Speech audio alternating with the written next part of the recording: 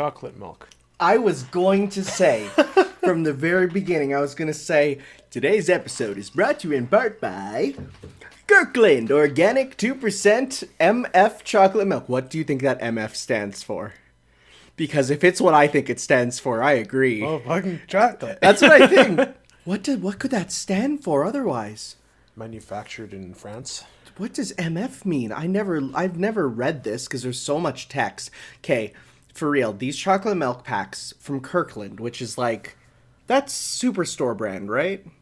Costco brand. Costco, is it Costco? Oh yeah, it would be Costco, Yeah. right? So America would have this, Yeah. because they have Costco. So it is by far the ugliest design for a thing I've ever seen, and yet, Why the colored letters? yeah, the letters are green, pink, and blue, which is bad. There's clip art cows. It's like brown with like a stripe of white. I think trying to make it look like a cow.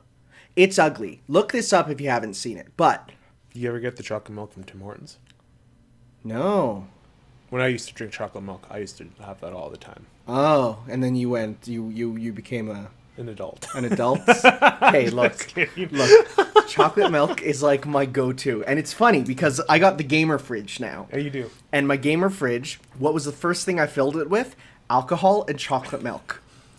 And it's like, I've never felt better than in the middle of a hot gaming session, just popping it open, avoiding all the alcohol, and grabbing a chocolate milk. You should have a mud shake. Oh, I have those. I love those. Yeah. We get them all the time. Yeah, those I are also like- get the banana ones, and there's another flavor. I think of vanilla. I've had chocolate, banana, and vanilla. And there's those ones. hazelnut too. And obviously I don't have that because I don't want to kill myself. Okay. Hi, if What's you this can't podcast? tell, What is this podcast? this is Chips Is this Worldwide. the Milk Podcast? It is. And if you can't tell, we're back to being in person. Yes. you Because can tell. I tested positive. Sorry, negative. No. I tested positive for being negative for COVID, which is good because I was worried for a bit. It was bad. It also like when you think you have it ups your anxiety. Oh, which are yeah. the same symptoms as it, so it just makes it worse. The only good thing was it wasn't showing all the symptoms, which made me go a little bit like, it's Kinda probably sus. not. But thankfully, it wasn't. And, getting the test done at this point, they're like, so what I'm going to do is, and I'm like, I've done this 3 times now. Just do it. They're like, okay, nose up. Shove it all the way back in. And I wish they would do both nostrils. They don't? I thought they do. No, they do one. They do it deep into one, which makes you have one nostril that feels violated and one that feels virgin. And it's like, please at least do them both. At least balance my face. Have you got one yet? Nope. Should just get one just for fun. No. Just for the heck of it. I'm good. Just go in there and There was one time when I thought I had it, yeah. but then it kind of just went away. Mm-hmm. It turned out to be really bad anxiety. Oh So, yeah, for me it was just a cold, like a regular cold that you normally get in the season, but it made me go. As soon as I started to feel sick, it was not a case of whatever, I'll still go to work. It was no. I am not going in. And then of course as soon as I get over it, we get the confirmation that my workplace, there was multiple people who got it, and now I can't go in. So it's like, well, guess I'm still working from home. Works for me. there you go. It all worked out in the end. It all worked out, yes. Yeah. I enjoy working from home because I bring up my green screen and I put it up and I pretend that the room behind me is not a disgusting gamer den. But it's another disgusting gamer. Yeah, but it's Chadtronics. I use his wallpaper. I use his background as it, and it looks at least I'd clean and prefer nice and this lit. than the. I don't know. Because you see the JoJo stuff in the background. You see the Lego Mario set. But your students are gonna recognize You see that. the Fate cards. They Those are two angled. Yeah, those are 2 angled. Really, I can't even see them right now. You're right. It probably wouldn't be too bad. I'm actually more worried about. That's your No. cousins. Or What I'm something. more worried about is one of my parents walking through the background because there's, Yeah. for your teachers' parents to be walking around in the background, that'd be a bit weird, especially when Yeah. the parents are the same age as the people that I'm teaching. So. Little bit of unconscious levels of Yeah. There's a lot of psychological elements. Yeah, there is, for sure. So that's why I pretend Have we even I'm somewhere else. introduced ourselves yet? No. Well, Hi. Who are you? I'm Tanner. And I'm Adrian. And we are Ships Worldwide, a podcast where we usually start off by talking about something random, and then we remember that we're a podcast that has a theme, and then we wrap back around and just go back to the talk about random stuff. Of course. That's because I think the best part of this podcast is the tangents. Oh, well, yeah. Yeah. And to quote another podcast, which is a terrible idea because it's like cloning a clone where it just degenerates over time. Sure. It loses a bit of the meaning, but that is called evergreen content. Stuff like the news stops being green. It dies, and whatever. But that stuff lasts forever. So that's why it's okay. Does it though? Because if you go on, because we're talking about COVID, right? I feel like that's such a major event. These episodes are going to be such a. Oh, I remembered that. I don't think it's going to be like that. But I feel like that it's such an unavoidable thing because we've had it for so long that it will just be. For one, I don't think it's going to go away in the next 2 or 3 years. I think like late next year. I think it'll start to dwindle. Depending on who wins the election next year, but that's a whole. That's a whole thing. You're right. Well, that's not for us though. Okay, then I feel like just keep the border closed for another 5 years. Yes. Or not another, but like keep it closed for 5 years. Okay. Speaking of, so you know how we were going to take that trip to Los Angeles, right? Yeah. And the money that then got banked because we didn't go on it lasts 2 years. So because of that, I'm looking and I'm like, you know what? I want to just make sure that that money doesn't disappear. Let's see who's open right now so that if it's a case of, hey, all my work is dried up, I'll go on a little vacation for a bit, use the money. So I was looking at the list of places that are good to go to. And I was thinking Ireland. Just like a rip to Ireland. Rip? Just a rip to Ireland, That's driving. You can't rip in a plane. I thought rip just meant to go somewhere. No. Oh, taking a rip to Tim's. Yeah, take a rip to Tim's. That's in a giant diesel truck. But I assumed the rip just meant you could take a rip to Tim's by walking there if it's close by. No, that's hey, let's take a rip to Tim's and then walk there. I assumed it meant to walk, but no.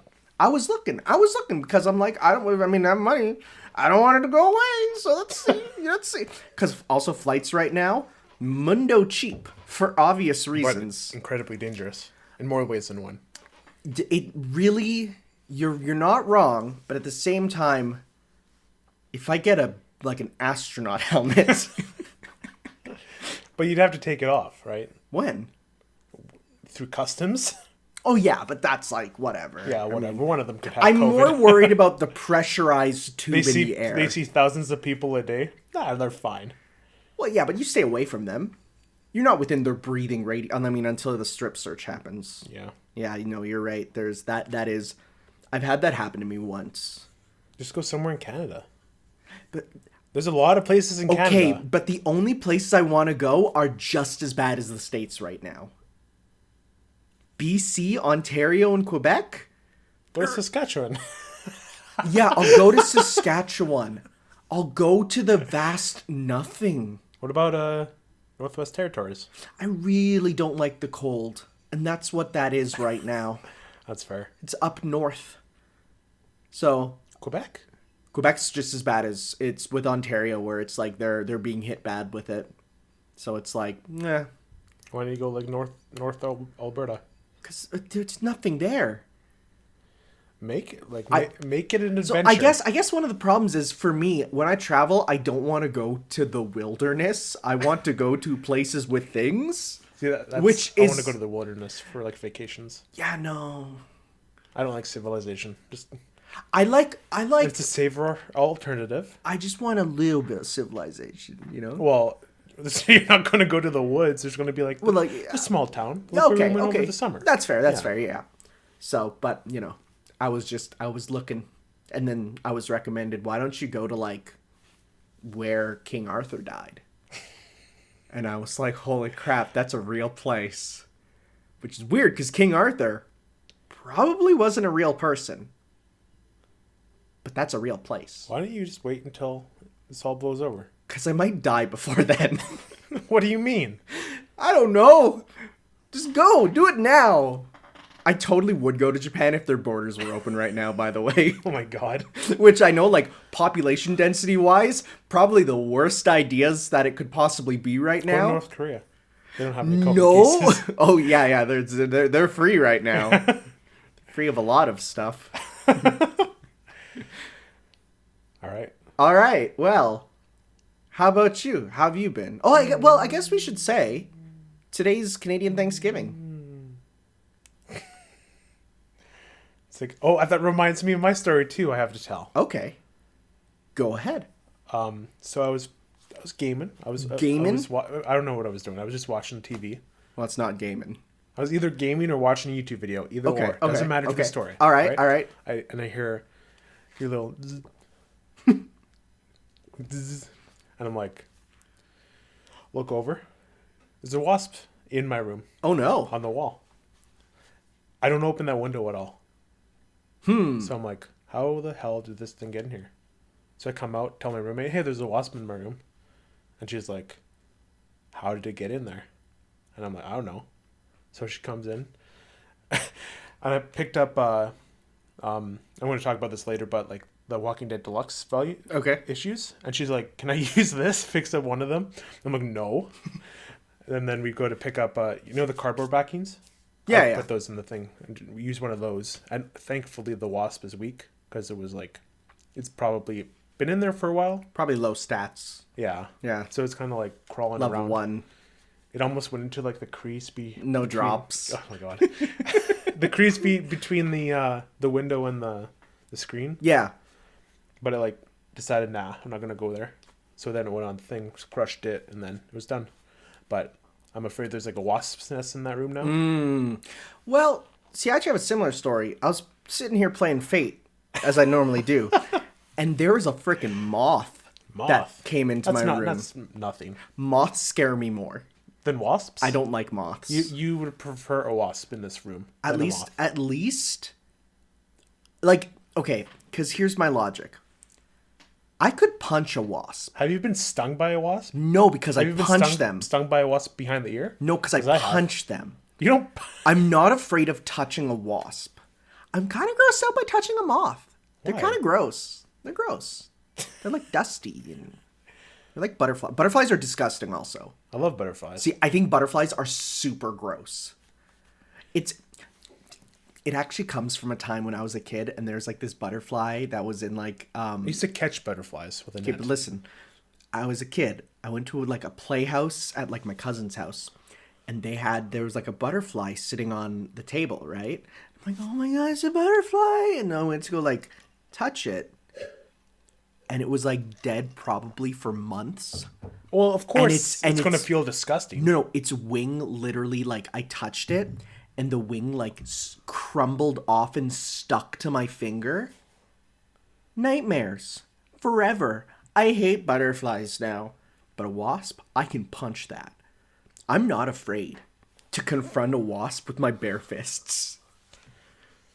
You've never, like, confronted an angry wasp? No. The loud buzzing. Because I just... No, you don't. You've never punched a wasp before, Tanner. I've boxed a wasp. No, you haven't. I've never, actually. I ate a bee once, though. Why? Because I was running with my mouth open as a kid. I was like, run. It was like... So one goes into your mouth, and the one I confronted goes behind my ear. That was this. I was on my bike. Oh, yeah? And I heard loud buzzing, and then sting right behind my ear. And ever since then, I'm like... Shouldn't have made him angry, dude. I wasn't doing anything. I was biking. You're wearing the wrong colors. You're in his hood. You weren't Yellow Gang. I was like, right beside my house. That's my turf. Yeah, but you weren't Yellow Gang. I don't know what I was wearing that day. You were wearing a blue bandana, dude. I don't wear bandanas. Wrong neighborhood. Bandana's a way of life, dude. Have you seen the video of the guy who just like grabs the wasp nest and eats it? No, because I stay off that corner of the internet. So funny. He looks at the camera like really like stone faced and he's like grabs it. And he's like, it is what it is. And then he eats it. But there's... Wasps' nests are just like paper. But there's wasps in it. And you can tell when he's eating it, he's getting stung. He's like... Did he do it for the Vine? He did it for the Vine. Definitely. Or sorry, the TikTok? The TikTok. Yeah, Vine's dead and will never come back. Remember when they announced Vine 2? What's going on with TikTok?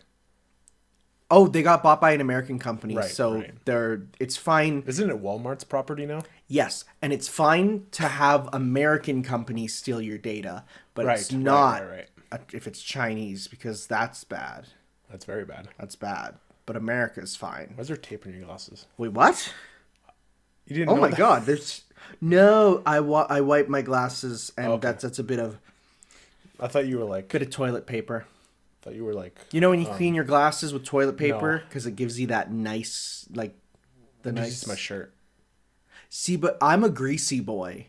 So that would get the grease from me on my glasses. So you use like a fiberglass... Oh yeah, like that's the top tier. That's like the elixir, right? Yeah. But if I just need to use it regularly, like my potion, that's going to be toilet paper. Just as long as it's not moisturizing stuff, because that's another greasy boy situation. All right. You want us to talk about nerd stuff now?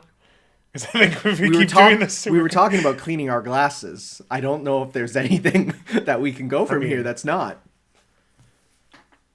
What has happened in the I got plastered last night. Yes, you do. Well, I don't know what the... Okay, so... How did you do that? So listen. We were, like, it's Thanksgiving. Just my grandparents came over because they're kind of in our cohort pretty much. Like, they don't go out anywhere else. And we're like, okay, you know, we go see them quite often. They brought over the turkey and the food and, oh, it's so good. You know, we had a good time. But then... my grandpa's drinking some wine, and he's like, do you want some wine? And I'm like, I really don't want some wine. I'm not a big fan of red wine. Mm-hmm. I have a hard time. Like, I can only drink light whites, you know, like, or like a pink, like a Zinfandel or something like that, or Moscato. But then my dad brings out the Pink Whitney. Okay. You've sold the Pink Whitney, right? Oh, yeah, it's very popular. It's very popular because it's really good. I didn't know, however, that Pink Whitney is 30%. I thought you drank like something else, like a red 60 or whatever. Oh, it's a 60 proof. Oh. It's 60 proof. You drink 30% vodka? So, okay, you know that glass you have in your hand right now, a regular sized glass. Yeah. I drank about 2/3 of that. A little bit more. Right about there. You did straight vodka? No, because I put it in a very big glass and mixed it with watermelon juice, which made a really, really nice drink. But it was still that much alcohol. And about halfway through, I'm like, oh, I haven't felt like this in a long time. Like, this is not, haha, Tanner's a little tipsy. This is... Me neither, Bixby. What did you say? Stop.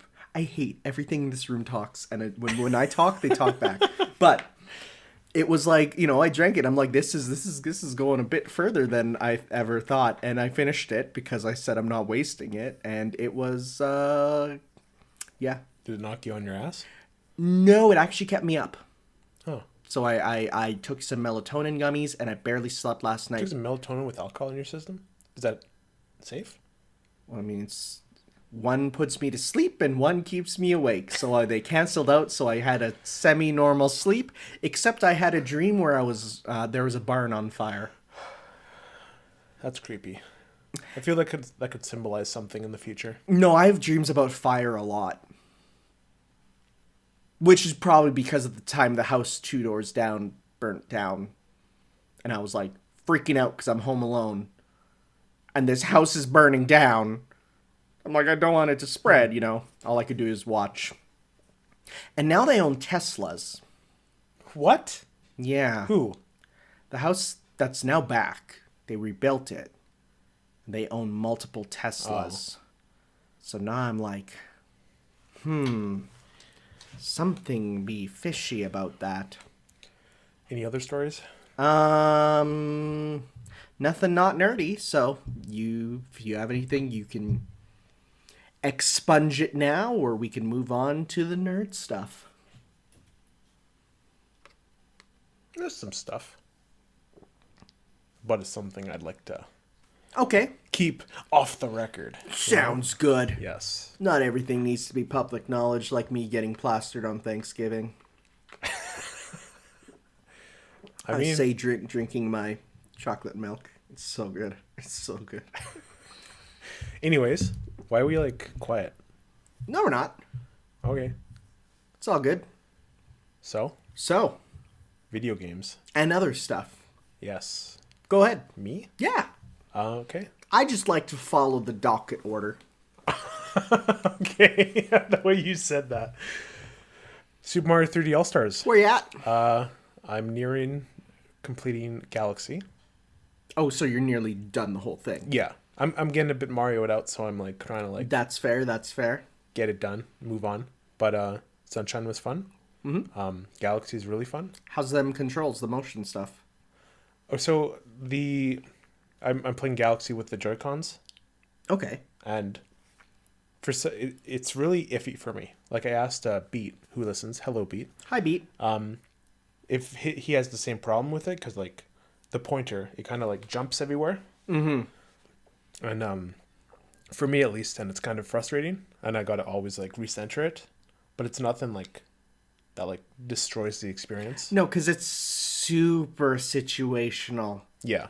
Like, the amount of times you use motion control, like, you have to, is, like, anytime you have the sling pods, or Those are really annoying. pull stars, or, like, feeding the hungry Luma. Yeah. Like, that's it. And I've played it in handheld mode a bunch too. Oh, yeah? And having to, like, take one of my hands off the Switch to, like, collect star bits or do the pull stars is kind of frustrating, but I don't know. It's like, I'm glad I'm playing the game. Yeah. But it's like... And it's nice. Spin is now a button. Yeah. That's a big thing. Oh, yeah. That is a positive improvement. It is. So, yeah, I've been enjoying that.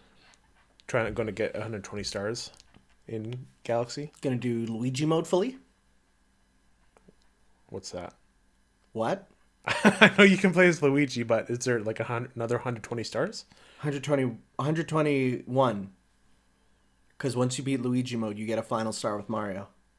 You go back to the first level, like the prologue level. Okay, well, I haven't played in a while, so... Oh, wow. Looks like someone's a fake Mario Galaxy fan. I'm a Mario fan, but I'm not like a Zelda fan. Well, no, I didn't mean to say it me like that. Yeah, I like Mario, but screw that Zelda thing, man. Whatever, that's stupid.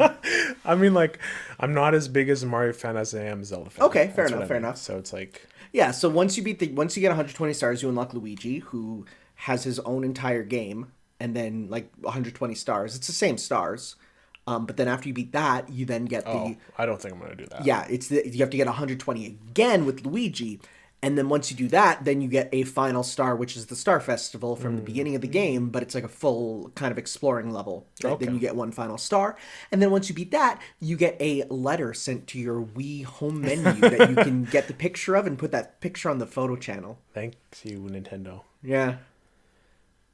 I love that feature. Too bad you can't have it in the Switch. I know. Actually, there's a really good video that I watched that sent me like way back, which was do you watch Scott the Woz? Yeah. His one on the Wii channels. And he's like, we're going to do everything but play a game on the Wii. And it's just him like going through all the channels that were on the Wii and just being like, you could like use this to show off pictures. And it's, looking at like the photo channel. Oh, it's so good. But yeah, not much to say beyond that. Okay. I'm not going to bother Sunshine's blue coins. No, don't. The prize is also, again, a photo once you get them all. Yeah. But yeah, then I've been getting back in Animal Crossing because of the fall stuff. Mm-hmm. Been transforming my island into Halloween slowly. Don't go too slow because you'll miss Halloween and then have to get rid of all of it. I've been buying candy every day. Okay. Carlos moved into town. He's the Carlos. Carlos. Wait, what's that? Carlos. C-U-R instead of C-A-R. Animal Crossing. Oh, it's Carlos. He's the hamburger sheep. Nice. He looks more hamburgery now that he wears a shirt. If Vinny was a character in this game, I think that'd be him. You think so? Yeah, because he's really into music. His whole house is into music, like drums and stuff. But isn't he Kind of has like isn't he cranky?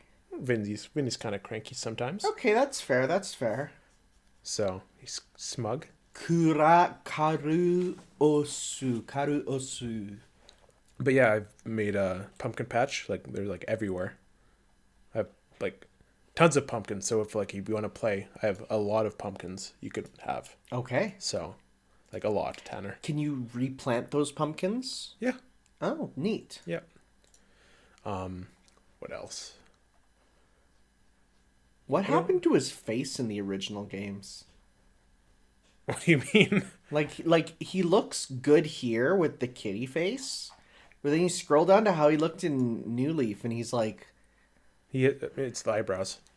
it's the eyebrows. It is he has brown eyebrows versus black eyebrows. Yeah. You're right. You're right. Yeah.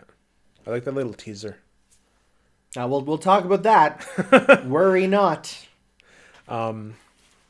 Speaking of, played a few minutes of Minecraft last night. On the Play PC. the play The PC. the PC. The PC with a few online friends there. Have you installed any mods or anything? I only got a skin. Okay. I decided. I went to Minecraft skins, typed in JOJO. There you go. Lots of skins. The only thing I'd highly recommend is get a shader. Why? Because it makes it so that when you put a torch in your offhand, it actually lights up. So you can mine with a torch in your hand. Okay. It's that alone, that one small thing, makes shaders a necessity. Yeah, I didn't do much. I kind of like took over a villager's home. That's what I did too, yeah. Because it's right started there. expanding it. Mm-hmm. So Except he kept coming in, and I kill him. and then another villager just his way back in. It's funny because it's like I went in, Yeah, and he's just sleeping on the bed, Yeah. and I just start dismantling his home. Oh, yeah. Then a few other friends come in to like see what I'm doing, and then we just destroy the bed. And the villager has to leave. I love the villager sounds. I'm going more shy guy. It's Anyways, great content on this podcast. so I finished the first half of the part 5 dub. Okay. Being the final mission from the boss, and I gotta say that dub is incredible. Nice. It's awesome. Like except Fugo, I think I mentioned it last time. Yeah, he's a bit off. But like, I'm happy JoJo went, like the dub went from, oh, this is kind of not the best to, no, this is really good. yeah, Because the original part 1 and 2 dubs, like I'm talking the DVD release, the one I lent you originally, they're a little off. I don't even remember. They're not the same as the Blu-ray release. Really? Yeah, some performances were kept, like the really good ones, like Ben Diskin and Johnny Young Bosch as Joseph and Jonathan there. But some of them were totally redone. Like the DVD Strawheim was played entirely without comedy. Like he was just an angry yelling guy, and it was we were like, that's not him. He's the guy who yells German technology is the strongest in the world. So what did it sound like then? There's nothing better than German technology. Oh, that sucks. Yeah, it's like he wasn't hammy enough for a character that is And that's a part you need to go cyborg hammy. Nazi who straps lights to his shoulders. Like, he's And has, like, a ridiculous. turret in and has his a stomach. turret in his stomach. The dude's ridiculous. And you played him off as totally nothing. So yeah, they went back and when they did him, they made him way hammier. I think it's the same actor, just different direction. Where it was just like, hey, we want you to now go wild, because it was Warner Brothers, like the company Warner Brothers, who originally did the dub there, and they barely tried. It felt like it was just mandated more than anything. But yeah, Gakio was Gakio. Yeah, gotcha. Gakio. He was pretty good too. No James Rolfe, but still pretty good. Well, his screaming's a lot like more on point than Fugo's angriness is. Like, Okay. his angriness feels more natural than Fugo's. Speaking of Fugo, Just last night finished Purple Haze Feedback. Oh, finally. nice. Very good. Please read it so we can talk about it. Okay. Right? Because like, there's like so much like, the main theme is like the focus on him like not getting on the boat, and what. Okay, yeah. The themes tie in with that, and like the main final theme, it really ties in with that, like what you think is right versus what others go with, Okay. So you can probably piece together that kind of stuff without even reading it. But Yeah. But please read it, because the final battle is awesome. Like, and then I didn't even know that in All-Star Battle there's a reference to it. There's a couple. There's a couple light novel references. Just a few. Yeah. Which is nice. Yeah. So I really hope this gets adapted, because people like need to like experience the story. Yeah. It's like probably one of the best JoJo stories. Nice. In the series. Nice. So, Walking Dead finally premiered its final, it's not really the finale, but it's season 10 finale before it was planned to have more episodes, and it was pretty good. Okay. I don't know if I want to get into spoilers, but Well, I know we have a couple people there's a couple who are watching along, so I'd say probably not, but just general impressions. I think the comic version of this arc is better, Okay. but I still think it's like in the context of the TV show, it's good. If you know what I mean. Yeah. So, and if I want to talk about it later, we will in the spoiler section. Also watched the World Beyond premiere. Mm-hmm. It's okay. The final part is kind of as a twist that I wasn't seeing coming, and it had its second episode yesterday, and I didn't bother watching it. So I think that's enough to, as a big Walking Dead fan, like if I say that, then check it out. But like, it's nothing compared to the original series. Yeah, of course. And then Deluxe, The Walking Dead Deluxe came out. That's the one in color? Yeah, the comic there, and it's really good. It has like a bunch of stuff at the end that. Do you know the Robert Kirkman's written the entire series, and like everything he does with the same pencil?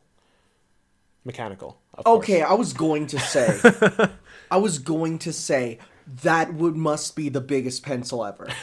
That would be a comedic. No, I don't even think it's thick. I just think it's comedically long. It's like drill a hole through his house. Yeah. But yeah, I found that pretty interesting. I think like, the Bicycle Girl? Sure. Well, you read the first volume. Yeah, in university. Oh, how long has it been? It's been like 5 years. When like Rick's going on the bike and then he finds the half corpse of the woman? Yes. Well, that was originally supposed to be like a child, but he said he didn't want. Maybe now's not the time for a bisected child to be crawling on the ground. That actually wasn't the main reason. It was because like he didn't want Rick to be riding like a child's bicycle. He'd think it'd look too goofy, because that's where he gets the bike from. Oh, fair enough. Yeah. So, and the reason they did it in black and white originally is because they didn't want the gore to take away from the actual story if it was in color. But now it's like people like prefer colored comics over. And I think the crux, or not the crux, but like the stigma of zombie comic has already gone, and now people know you don't read it for the zombies, you read it for the story. Yeah. So now that that's gone, it's like, okay, now we can put in the color. Mm-hmm. And another thing he pointed out is like, now that you read the series and you know what happens, now that you can reread it in color, you can view it differently. Because now instead of like, oh, are these characters going to survive? Like, what's happened? So are they going to find a cure? It's about a story of hope. Yeah. Right. So like. Yeah. So that's what I'm looking forward to. I got all 5 variants. They're doing another 5 next month, so I hope they don't carry it too far. So with like 5 variants, like every 2 months, or 2 times a month, because that's like $25. So is it? So it's not like an omnibus. It's one issue. It's one issue, but different variants. Oh, okay. And there's no plans to put it into a volume, so like you got to get them in issues. Yeah. Okay. So, which I'm looking really forward to. I don't know how far it's going to get. I hope it sells well, so they can keep going, because I want to see like the Negan arc in color, and like the bashing of the heads, and like what would that look like in color, and Sounds a bit spooky. What you're talking about? What do you mean spooky? It's almost Halloween. Remember? I guess. Which yes, break time. I gotta investigate something About Halloween? No, about thing. Okay. All right. But yeah, again, like just I love Walking Dead. Sounds good. That's like, I think like I don't know. Fate is your like Eastern. Well, I'm just happy you're. It's your castle. I'm just happy you're off of Overwatch. Yeah. Anything Overwatch now, it's like because they're coming out with the Halloween skins. I saw like skins. I'm like, oh, it's cool, but I don't want to play it. Yeah, you won't get them. No. Well, I could. No, you won't. What do you mean? Why are you looking at me Aren't the threateningly? rates so low now because there's so many haven't played Halloween in, like, a year. costumes? But there's so many of them. So even if they're all on rate up, that means the chance of getting them are lower.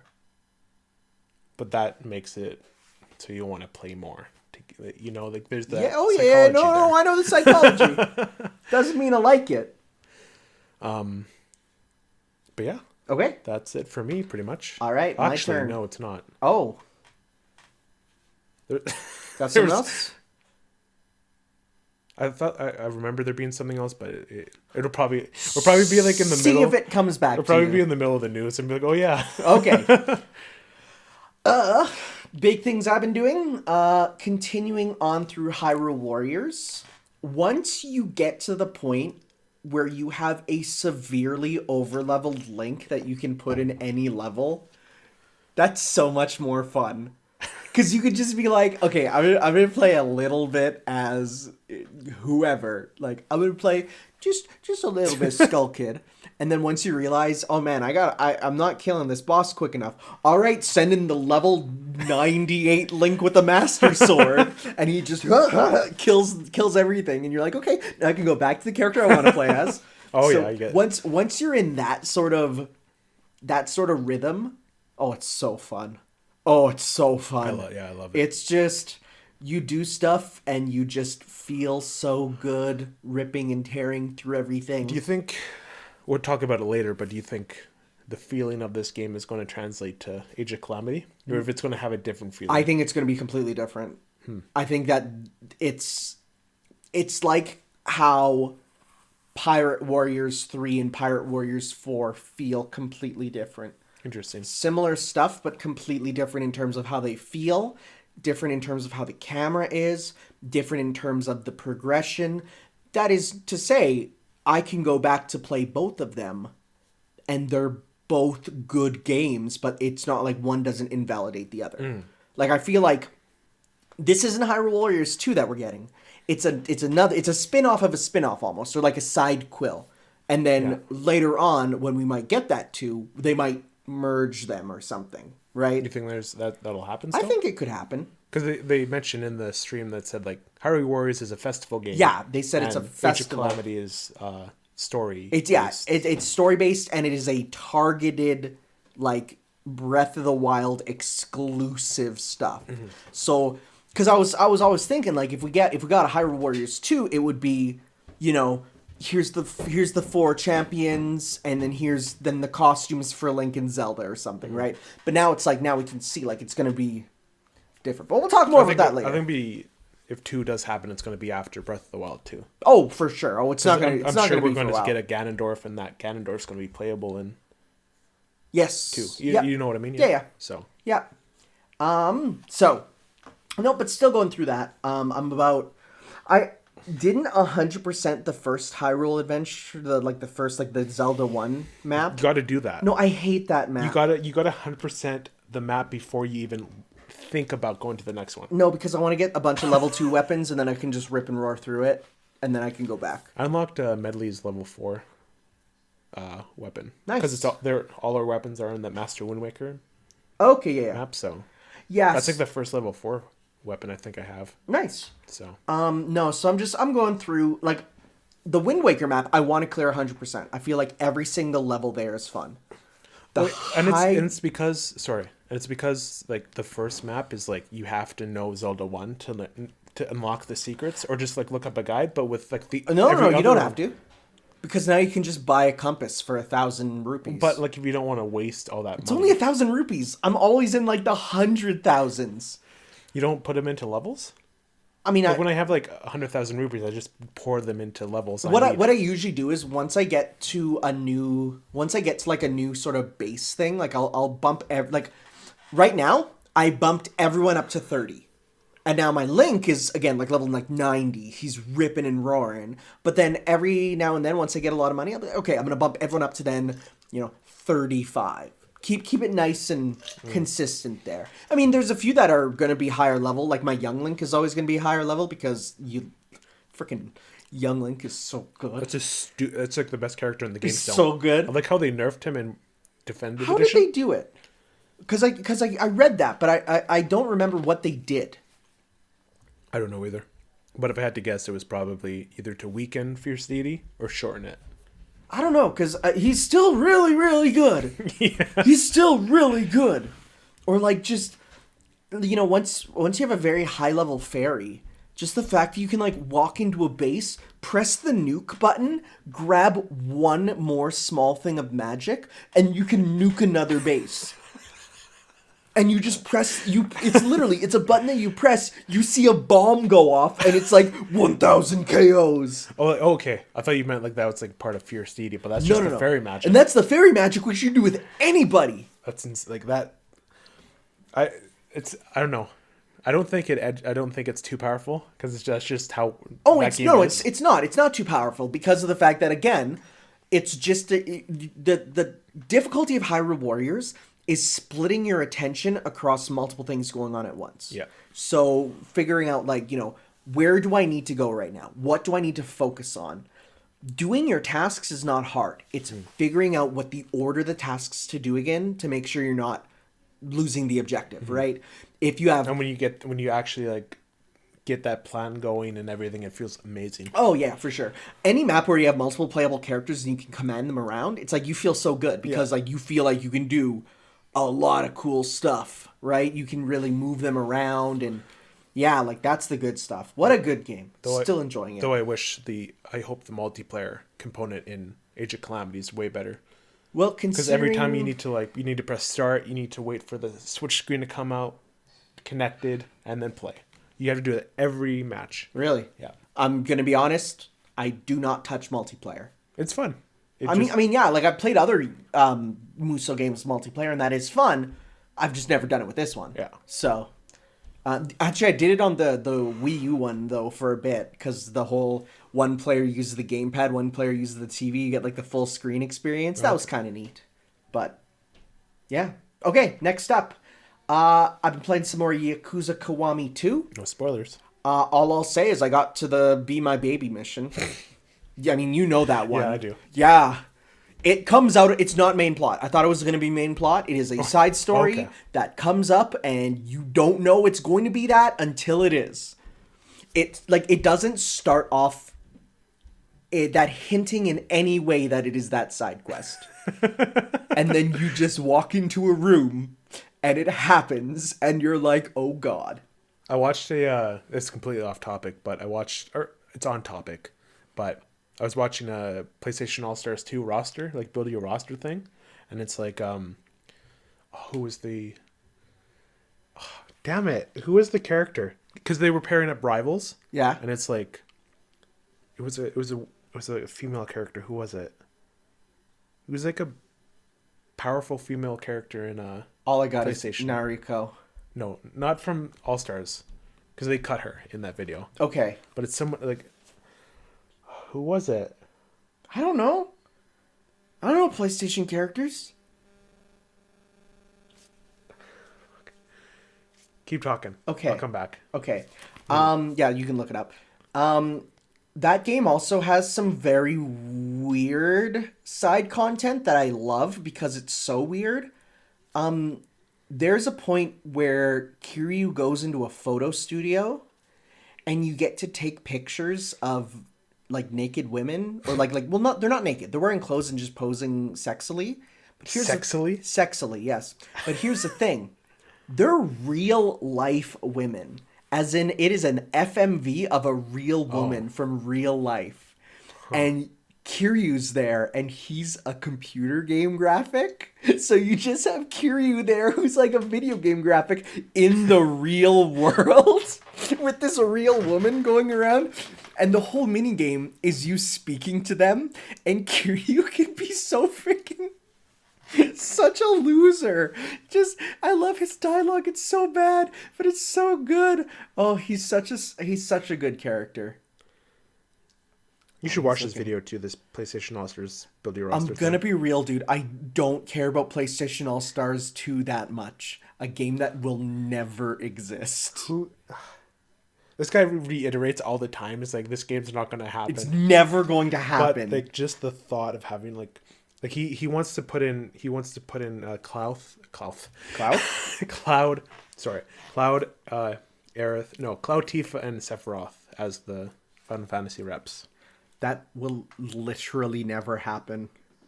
If they can't get those, that it was Tifa. That's who. So Tifa's like walking like in a theoretical the All Stars the rivals cutscenes. Yeah. The Tifa's walking, and then she sees like a guy like beating the crap out of other people, and as she goes to intervene, like the fists clash together. Yeah. It's Kiryu. Yeah. So it'd be like a rival. That makes sense. The cutscenes, because Kiwami 2 uses the new engine. Holy crap, the stuff that happens is like poetic almost. Like these slow-mo like punching moments where it does like the crazy zoom in. I'm like, this is so good. Okay, so the Yakuza collection is like $35 on Steam right now, but I want to play these games on console. So here's the thing. There's you could play it on PC. There's no save data transferring.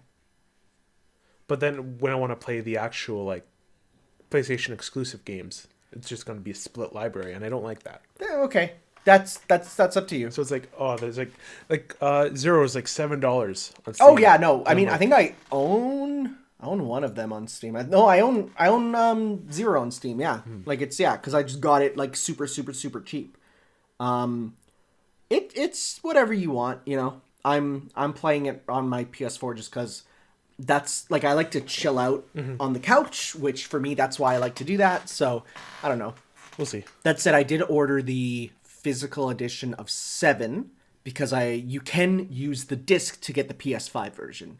So, and I don't want to wait till late it's March of next year for the physical PS5 Interesting. The PS5 labeled release is going to be March. So, but if you just get the PS4 disc and put it in, it's the PS5 version. Huh. So it's I'm just going to use that. That's cool. Yeah. No, that's good though. Good game. There's also, I think I talked to you about this, but there's gotcha elements. Yeah, you did. But not bad ones, because it's just all in-game money.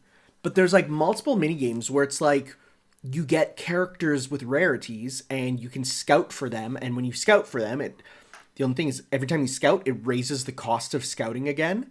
So it's you can't just do it over and over because it doubles the cost every time. Okay. But you can also get them through just playing the game. You'll beat a side quest and a character will be like, oh yeah, sure, I'll join your construction company. They join the construction mini game. If it's a girl, sure, I'll join the club company.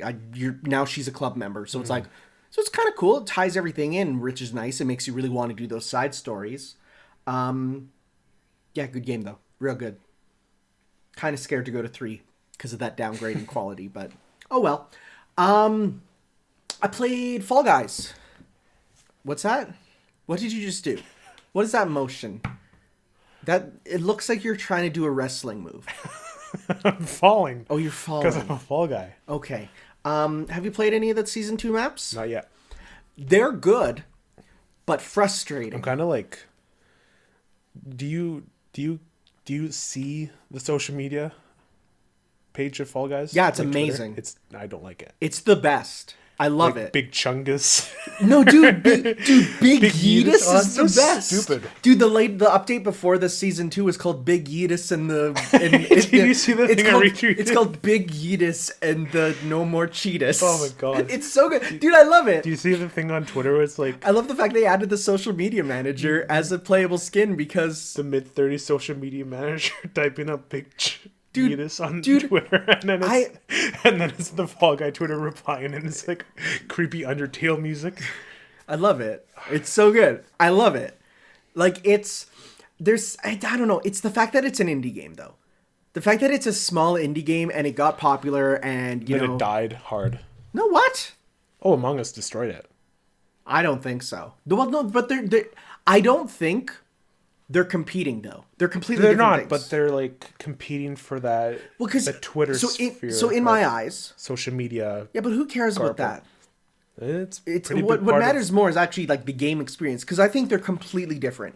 Among Us is a great game to play with friends, but sucks when you're playing publicly.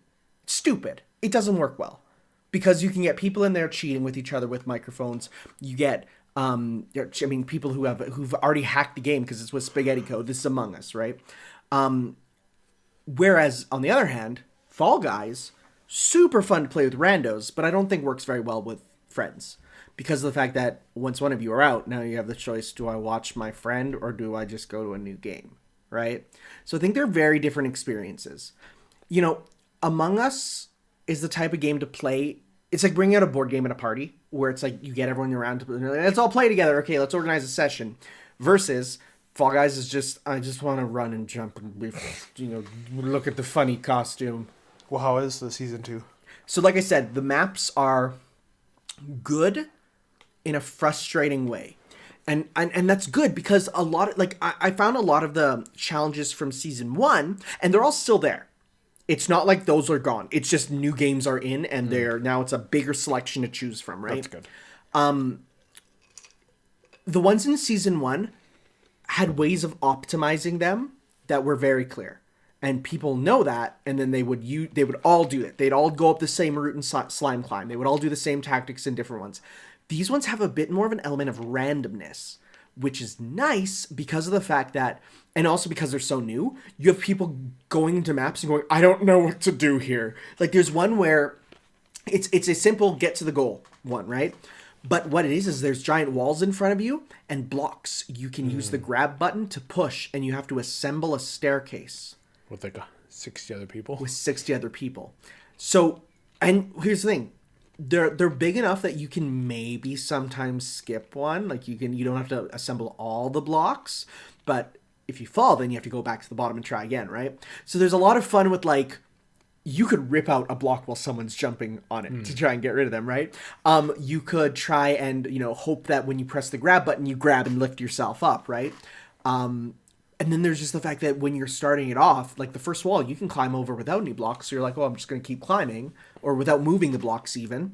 And then as it goes on, you have to sort of piece together, oh God, I have to actually make the staircase myself, right? So that's a lot of fun. There's a new egg collecting one with drawbridges that go up and down. The big Yeetus is there. It is in stages, and it's just a spinning hammer. They put it in season 1. Oh yeah, but 2. it's in multiple stages, and you go there, and you hope that it yeets you to the end of the stage, and it sometimes it does, sometimes it doesn't. It's fun. I'm enjoying it though. I don't think I will ever get some of those 10 crown costumes, including the Sonic one that came out, or is coming out soon. I like that one actually. I think it looks really good. Really? No, I don't think it looks good. I think it's because with the white skin, it makes the eyes look really good. I mean, it matches the quality of Sonic games, so it is good. How dare you? Well, no, you agree with me. You hate Sonic 2. I love Sonic 2. No, you hate Sonic, T-O-O. Okay. Speaking of, Sonic 2 is free on Steam. Grab it. I did today. It's a good game. Why did it say it's installing a Genesis collection though? Because the Genesis collection is like the loader that loads them all up, and the Genesis collection is what makes it so that when you install mods, that's the thing that has all the mods. Because you know about that, right? How the Sonic 2 on Steam lets you install ROM hacks, which is awesome. So I enjoyed that. Not much else to say there. I did play some Minecraft. Not only single player survival, where I started on an island and quickly realized that is too hard. And then in part 2, got destroyed by a it was bad. the water zombie. So in part 2, I just said I'm going to the mainland, and I made myself a little mainland area. And then we started up a survival multiplayer realm using the free trial. So we got to play a bit of that, and that was fun. It's fun. But it's very clear that some people in this house are way better at Minecraft than me. and where I'm like, oh wow, I found iron. You know, I mean, I'm in there and I hear And then Kai a walks. gremlin and Check, and they're both just like, yeah, we got full diamond armor. We're going to the Nether. We're gonna go look for ender crystals. And I'm like, frick off! I made a house. That's what I like about Minecraft. I like earning your keep. I like it, you earn stuff, and then like when I played, they just gave me a bunch of stuff. I'm like, I don't want this. Get it away from me.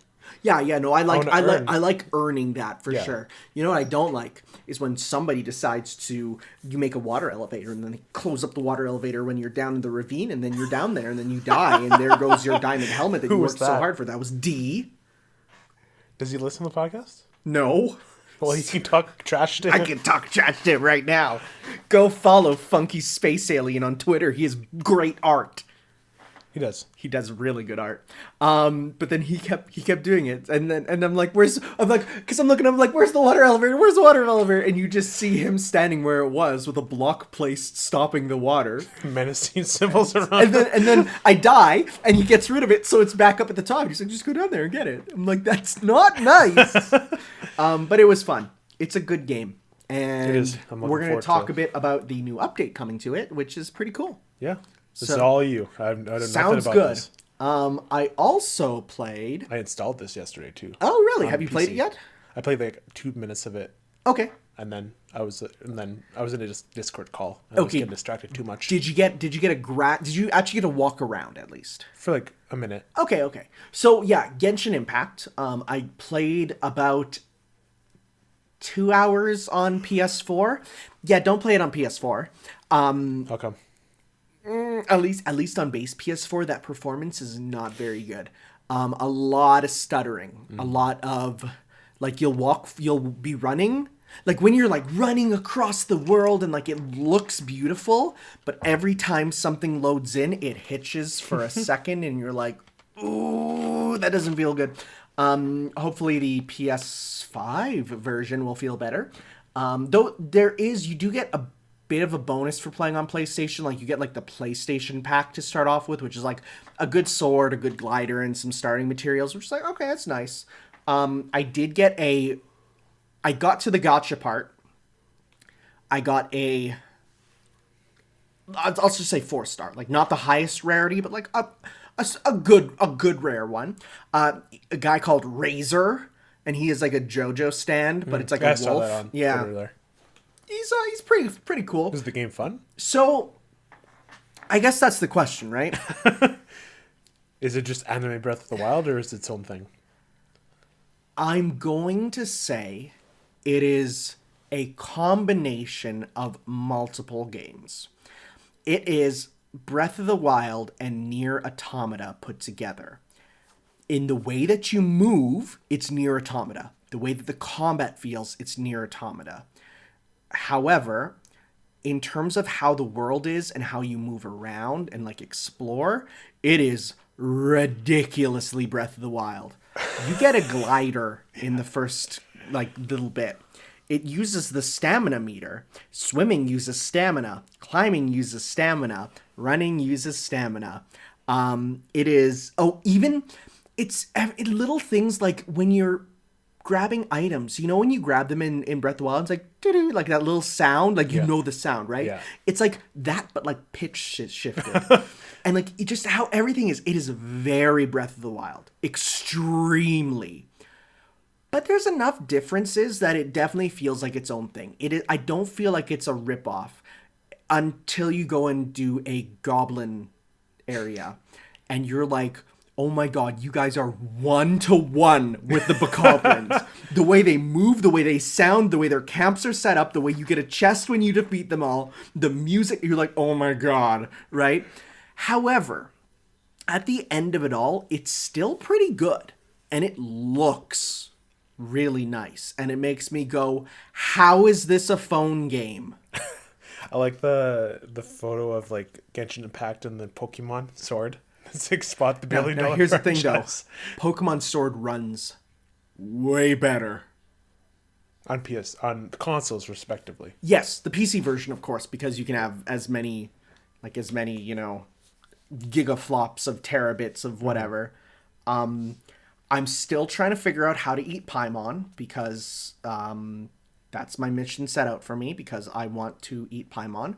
Do you even know what I'm talking about? No. Okay, so your Navi character, one of the first things... I'm just looking at screenshots Yeah, right now. one of the first interactions you have is when you're introducing your little, like, Navi fairy partner. You can either introduce them to, like, the first character, your first party member. You can either say, this is Paimon, we're traveling companions, or this is Paimon, she's the emergency ration. Wait. You eat her? Well, no, but you threatened to. Oh, Jesus. And she's like, don't eat me, please. So, of course, everyone, the joke is, we want to eat her. Because we're going to. Oh, my God. And for the record, this is what you've probably seen her, but this is what she looks like. Oh. We're going to eat her. She's like this tall. Right? She's like That wouldn't even satisfy everyone. It wouldn't, no.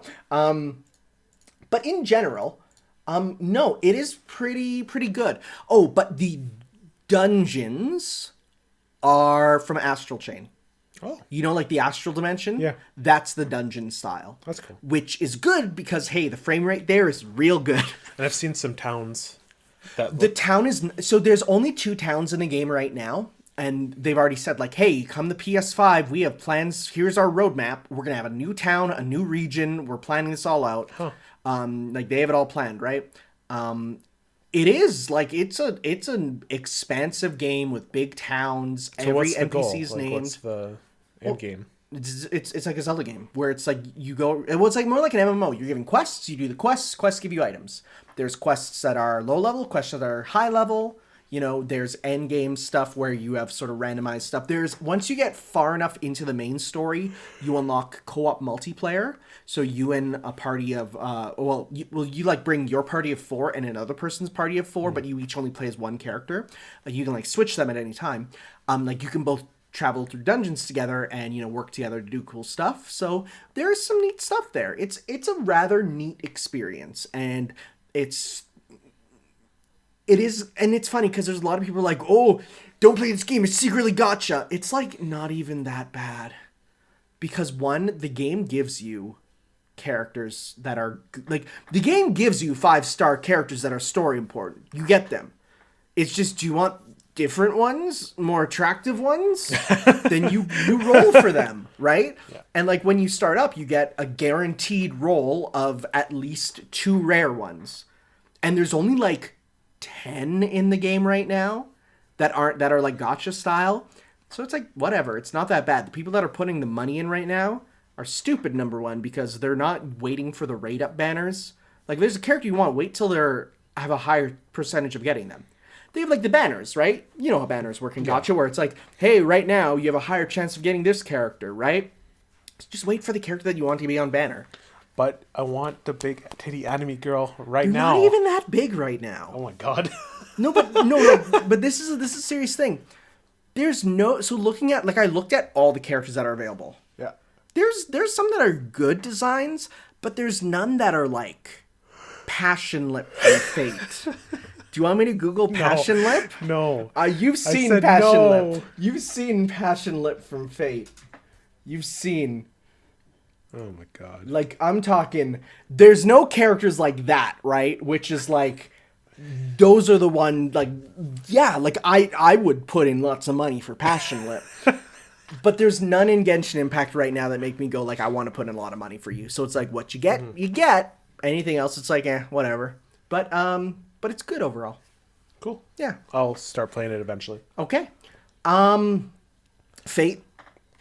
Still rocking through. Did I finish Apocrypha last time? Yeah. Okay, so I finished that one. Yeah. I'm nearing the end of Hollow Ataraxia, which I just want to reiterate. It's my favorite idea for a game ever, which is just, let's take all the characters, bring them back alive, and have them live in a happy little town where they just talk to each other about stuff and, like, make food and just, like, go about their daily life. It's like there's a mission where it's just Saber's like, hey, what's school like? Who beeped me? Let's read this on the air. Let's see here. Trials of Mana is on for multiplayer Mondays tonight. Yeah, no, it's okay. I'm good. So yeah, but there's one where Saber's like, I want to go to school. I want to see what school is like. So it's literally like, okay, so we're going to talk to the principal and we're going to get permission to bring you to school. We'll say you're like my cousin who I'm bringing in to just check it out. You know, they bring you to school. All the characters from school are like, oh, that's that weird blonde foreign chick who lives with you. We've heard about her. She's like a bit weird, but sure, we believe you. And it's just like the most slice of life stuff. And I kind of want every game to have that, where it's just like a whole separate game of just the characters chilling. Now, I'm also reaching like the main story part where it's kind of reaching its head, and that's going in a buck wild way. That's going in a weird way where I'm even like, I don't even know what's going on. And people are like, yeah, you may need some explanations after, but it's good. It's enjoyable. And it is As usual. As usual. That said, my next Fate thing I'm looking at is the little girl anime. Oh no. Which I'm scared of, and I've been told to be scared of it. Like, it's the fact that like it's scary when you have the Fate fans going, are you sure about this? And every time you Google it, it's like, this is the ethically dubious And then there's other thing. Fate fans where they're like, if you don't watch this, you're not a real Fate fan. Yeah. Well, so here's the thing. It's getting an event in the mobile game, and the event spoils the thing in Season 2. So before that comes, I have to at least finish Season 2. Do you have to? I kind of do. Because... So what, it gets spoiled? Then you don't have to subject yourself to Okay, but degeneracy. Here's the other thing, though. So there's been 3 seasons and a movie. I hear that the movie is, 1, not degenerate, and 2, amazing. So they're like, power through the stuff that will make you uncomfortable for a legit awesome movie. Okay. So I'm like, okay, I guess I will. I guess I have to. I'm gonna try. Do you see that green screen? I'm not gonna be using that green screen for anything other than a wall behind me. I think you mentioned that last time. I know, because I'm scared. And then finally, I watched, because of my Patreon, a show called Rascal Does Not Dream of Bunny Girl Senpai. That is the name of it. So I'm going to ask you, from the title alone, what do you think it's about? Doesn't dream of a bunny girl. But she probably does. Who doesn't? The rascal. The rascal. So Yeah. he doesn't dream of a bunny girl. But twist, he actually does. Okay. And then the bunny girl turns out to be this like monster that has like doesn't have a face. Okay. And then kills Rascal. And then that's it. Okay. Well, you're very far off. So it is... I do that from now on. Did you just guess what it is from the Yeah. name? Yeah, for sure. So the genre I would put this in is the same thing as Your Name and Weathering with You. The same genre of realistic with a little magic twist where there's no fighting monsters, there's no world end. Well, okay, well, no, I'm not going to say that. But there's... But like it's mostly grounded in reality, but with a magic twist that they have to solve. So basically, main character is at the library getting books for school, and he looks over and sees a girl dressed in a bunny outfit just walking around, and nobody's paying attention to her at all. And he's like, "What the heck?" And he looks, he's like, "Isn't that the chick from like the year above me who's like a TV actress in her spare time?" And so he walks up to her and she's like, "Oh, thank God no one can see me." And he's like, "You sure about that?" And she's like, "You can see me?" And he's like, "Yeah." And she's like, "Never speak to me again." And that's it. That's So he's intrigued now. He's like, what's up with this girl who's my senpai, who's dressed as a bunny girl, but does not dream. So of then her. so then the next episode, he's like, was that a dream? So he goes to school the next day and sees the girl who was that. And she's like, I told you never to speak to me. And he's like, can you guys see her? And they're all like, yeah, she's Sakurajima. She's a TV star that drops stop. Yeah, of course we can see her. And then she goes out of the school and is on her way home. And she goes to buy like bread. And the person there doesn't see her again. And so she's like, how does she buy bread then if no one can see her? She can't. She can't buy the bread. And so he's like, well, I'll buy the bread for you. And she's like, why are you the only person who can see me when I leave the school? So it's them trying to solve the mystery of how come this girl can be seen at school, but anywhere else she's invisible to everyone but the main character. And that's only the first 3 episodes. I watched 6. The next 3 deals with another similar incident, and because they're based on novels, so every 3 episodes is one novel with like dealing with one crisis with a character with a weird thing. And it is nice. It gives you the same feelings of a Makoto Shinkai film, Your Name and Weathering with You. It gives you those same feelings without necessarily going in for the emotional destruction. Because those movies ruin you. Or this one, it's less happiness, but less crying. It balances. It's a little toned down on both ends. Yeah. It's good. It's enjoyable. It is definitely, when I saw that, because that anime is like 3 years old at this point. When I saw its name originally, I'm like, that sounds dumb, but it's actually pretty good. Although it does try and explain Schrodinger's cat to you in the 2nd episode, and of course I'm like, of course it does. Every anime needs to talk about Schrodinger's cat. Is cat alive or is it dead? Put a cat in a box. Is it alive or dead? It's alive. No. Is it alive or dead? It's alive. It's not. Why? It's also not dead. But it's in a super state of light. A cat. So you take a cat and you put it in a box and you shut that box. Okay. The cat is in a super state of life and death until observed by something else. So when you open that box, it will be one of the two, but if you can't see it, it is neither. It's the same theory that behind your head doesn't exist. Nothing exists. If something's not being looked at by a person, it doesn't exist. It's that same theory. That's Schrodinger's cat, right? That idea that if something's not observed, it doesn't exist. It is not alive. It is not dead. It's both and neither. That's Schrodinger's cat. Did you see how long it took me to explain that? Not very long. It took way longer in the anime. It's not that complicated. But it's good. Cool. Okay. And that's about that. I mean, that's about that. We focused that for like an entire hour. We did, but there's not a lot of news. Because I added a bit, but not that much. Okay. Because I looked, and like, there hasn't really been a ton of news. We're really, we're waiting for some of the big stuff right now. I guess. Right? Because we're literally a month away from the PS5, right?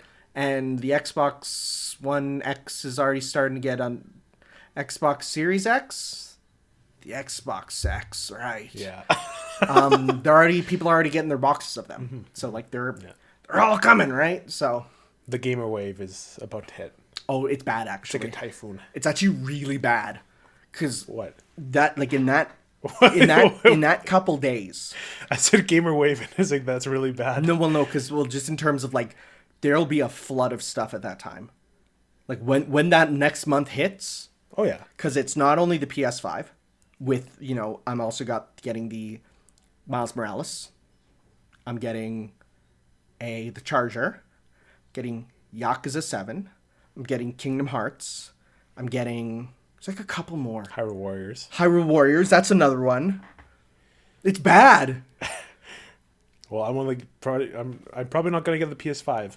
I'm getting it right away just because I'm playing games on my PS4 and I'm you have an excuse. I don't really have an excuse right now. I can feel it chugging and I'm like, ooh, it needs, and plus with my TV, I want to get something nice in 4K. You're gonna get the chungus quality. Oh yes, I love using that word. I want it whenever I can. Look, I want to be able to see every single pore on Kiryu's face. I mean, I don't blame you. I want to. I don't want those pixel sideburns. Are we going to get into the Let's news? get into I thought the we were news. in the news already. But, All right, let's go. only 10 PS4 games are currently unable to play on PS5, all of which no one cares about. There's only one one. that I've seen people Hitman care Go. about. No, not even No? that. No, don't play that on your phone. It's a phone game. Okay. The Shadow Complex remastered. That's the one where it's like that's a legit game. That'll probably just be ported over But here, somehow. well, it's already on Steam and Epic Game Store, so it's like that's what it is. It's the Epic Game Store. Okay. What? That's what I called it. What it is? It's that Without- like you're going to say something else. No, because that's what it is. It's the Epic Game Store.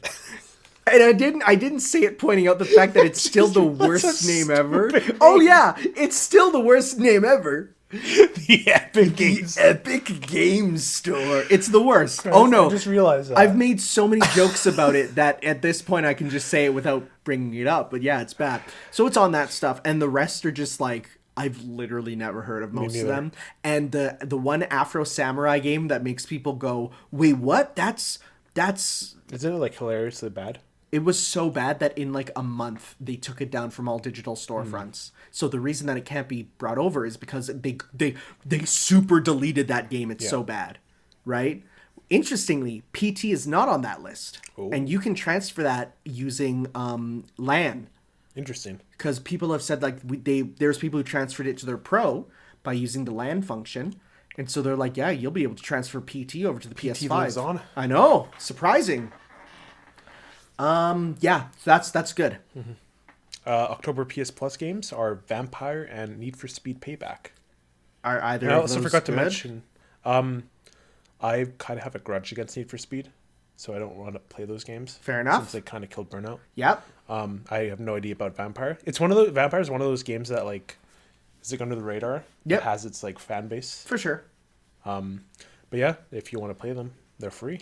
I got PS Plus back just because of the fact that one, they confirmed that all your PS Plus games will be playable on the PS5 still. I didn't know that. Oh yeah. And you if you have PS Plus, you can just use cloud saves to get all your stuff from PS4 to PS5. They say that's the fastest way. So you just upload all your saves to the cloud, download them onto your PS5 instantly. You got go. them all. So it's like, yeah, like that's for sure what I'm going to do.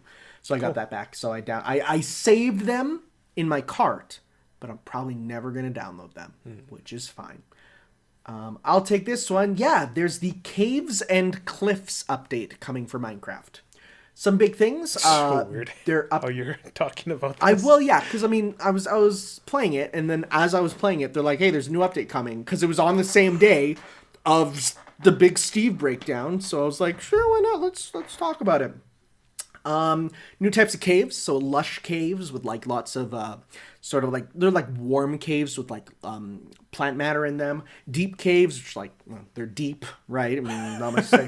Then dripstone, where they have like stone, like stalactites and stalagmites, like they drip and stuff.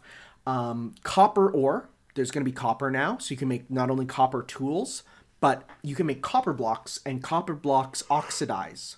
Meaning that they go from being that like the copper sort of orange color to being green, just like real copper. Like they change over time with oxygen. Yeah. Did you know you scrape stuff off with the axe now on wood? That you can smooth out the wood? No. That wasn't in when I played it. Oh, that's new. I didn't know about that. Like you right click it. Okay. Yeah. There's crystals, which you can use for something they haven't revealed yet. Goats are in. So shout-outs to goats. They will kick Minecraft's you. a goat game. Yeah, I guess so. You can eat them. There's new enemies called the Wardens. Have you seen? I showed them, right? I showed them to you. Did I show them to you? I saw them. Okay. They're terrifying, but they are blind. They only react to sound. Oh. Now, that's good. They're in mines, and they deal massive damage. So if you have full netherite armor, which is better than diamond armor, it's the best in the game now, they still do 5 hearts of damage, which is more than half your health.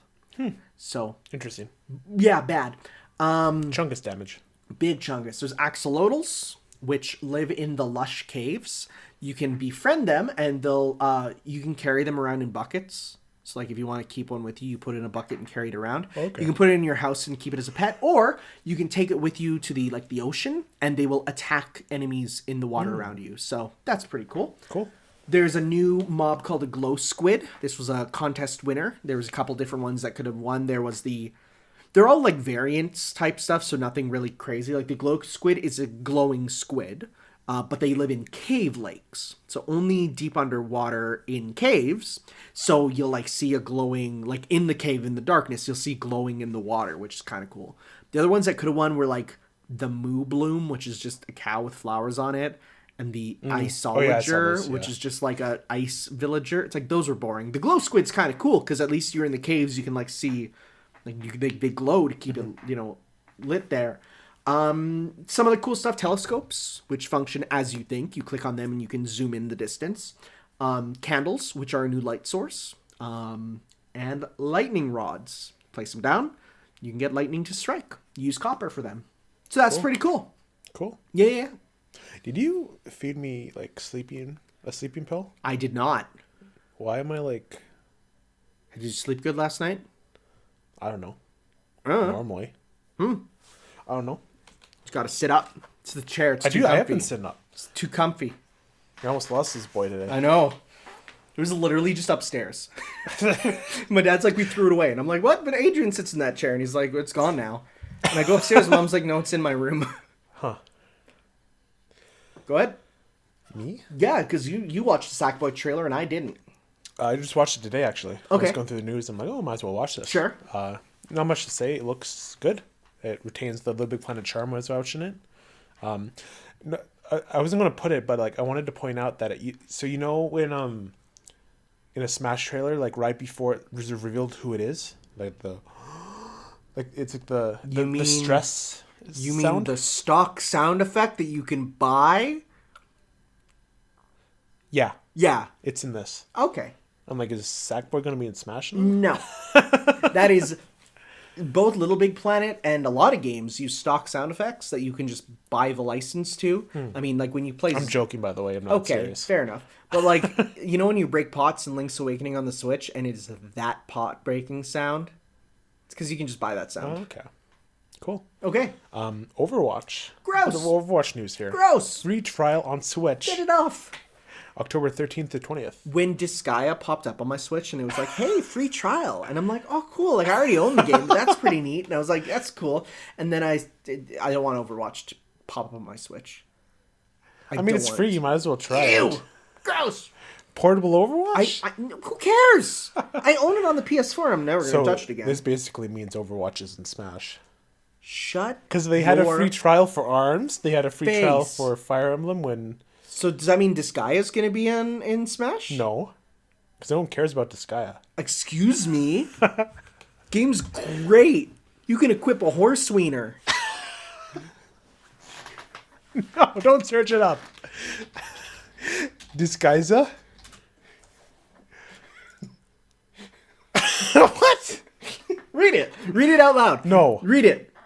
No, you do it then. The horse wiener is an item referenced by Aramis and commented on by Laharl. It is an actual item within Disgaea Hour of Darkness and its various ports. It is found equipped on Aramis' special zombie and can be stolen along with the rest of its unique items. In Etnam, so then it says, the horse wiener increases a character's attack and hit rate, making it a decent accessory for early warrior type, only to be shadowed by late game gear. So... Laharl says a horse wiener. Now that's dangerous. Guys, don't let your guard down. And a horse wiener all combined into one. The Netherworld's ultimate zombie. It is also exactly what you think. This guy is great. I'm scared of that actual image of a horse that's there and Googling. He's like staring at you. I'm like, he comes out this game. Oh God. Okay, so like if the Ring style girl came out of my TV, I'd be like 6 out of 10 scared. But if a horse came out of my TV, that would be 11 out of 10. Could you imagine just galloping towards you? I would scream. Well, just like the freaking when they bring horses into hospitals. Have you seen this? No. There's people who they bring horses into hospitals.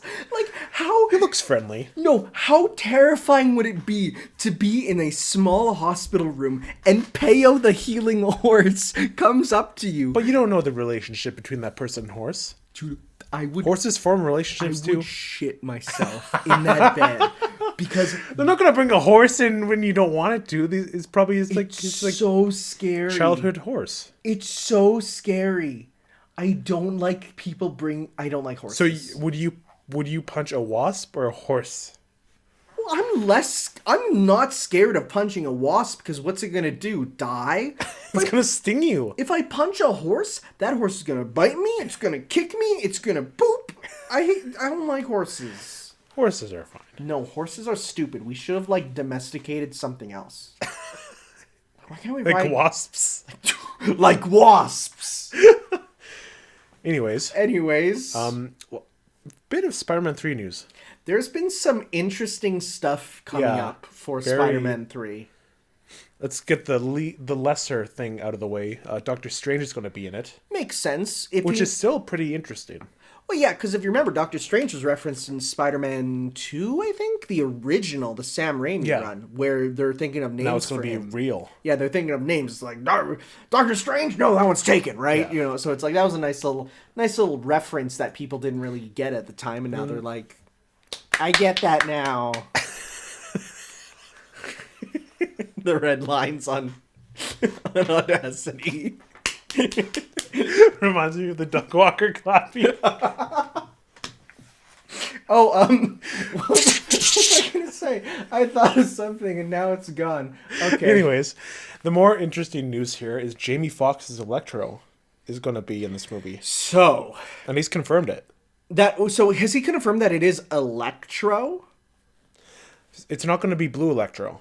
It's going to be probably the classic design. Okay. But does this mean he's just playing Electro again? Or is this Amazing Spider-Man Electro? Yeah, I don't know. Somehow... Well, because I keep seeing, those stupid news articles you get when you open up a new tab on Chrome and it's on your phone and it's like, check out those stories. Oh, like Comic Book Report and all that those stuff. Terrible websites. Those.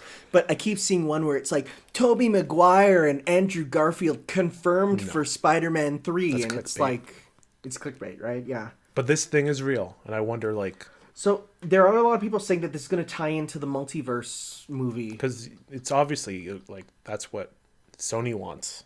Yeah. Right? So if Sony said, "Hey, we want to," because originally there was no Spider-Man 3, and then they fixed it, so there must have been something where it's like a deal struck, and maybe Sony's thing was okay, but you got to tie it in. But if our stuff, this is promising. Like this, if they pull this off, this is like high tier Spider-Man. Oh yeah, end of series. Well, there is something else that I want to say is that did you see that all the pre-Marvel Studios Marvel movies are now on Disney Plus and they're labeled as Marvel Legacy. No, I didn't see that. Yeah, that was just today. Huh. And I only saw it because I follow David Hayter. Because David Hayter, voice of Solid Snake, directed X-Men 2. Did you know that? I did, yeah. Yeah, so he was tweeting out about it, how he's like, oh, so happy people can see this movie. He said, bit weird that it's being retroactively labeled as a Marvel movie with the same logo and everything as the regular Marvel movies, but with the word legacy added. Well, because X-Men is with Disney and Marvel now. Oh, no, it is. But the way that it's labeled, it looks like a Marvel Studios movie. Just instead of Studios, it says Legacy. So because they're going to have to, fight back, but they're going to have to rival, DC's ideas about, the multiverse they're doing now. Yeah, yeah. Because that's where this superhero genre is going now. Oh, yeah. Now that everything's, settled, they got to cross over with a bunch of stuff. And we're already established with Spider-Verse the movie. Yeah. So we already know there is a Spider-Man film multiverse, and it's going to go into the Spider-Verse TV show in Spider-Verse 2. So it's now it's just a case of what else is it going to branch out into? And I mean, if you think about it, there's even the ties with how Spider-Man PS4 was in the Spider-Verse comic, and they're all being connected. So, So I wonder if Spider-Man 3 is going to be instead of like having Sinister Six in that universe, they're gonna bring in like Electro from that universe. And, Can like, you imagine if they bring in William like Dafoe. yeah, like various versions of each of like if they bring back like Spider-Man 2 Doc Ock, like dude. Sam Raimi. Did you see the art I retweeted? No. Like Boss Logic, do you know who that is? Nope. He makes like amazing art of like stuff. He just made like a profile, or like not a profile, but like a poster of a theoretical Spider-Man 3 Let me Google right here. Okay. Doc Ock and Mysterio and classic Green Goblin. Who's that right there? With the cape. That's Doctor Strange. That's like Okay, yeah. yeah. Interesting. Venom. Yeah, like there's so much you can do. I don't think Venom should be in a Sinister Six. Venom. No, he wouldn't be. He wouldn't be. No. He's his own. He has his own like motivations. He doesn't really give a shit about anyone else.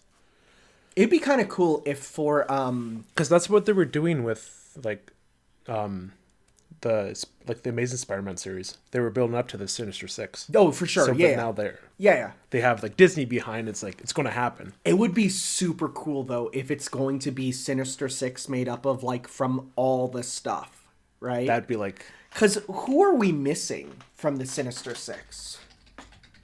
Because all we need... Well, Sinister Six is all different, right? Like it's different, but the classic. Let's go with the original. So we have Electro. We have Kraven is one that he's never been. He's been done. Well, they're like making a Kraven in the Venomverse now. Okay, so possibly maybe Mysterio. We got Sandman. We got Vulture. We got. So Mysterio would be MCU. Sandman would be Sam Raimi. Vulture would be MCU. And then Doc Ock. Could be any of them. What if it's the Doc Ock from Spider-Verse? Dude. Like, what if? Because that's probably... That would be too weird, I think. But that's... have like an animated thing? No.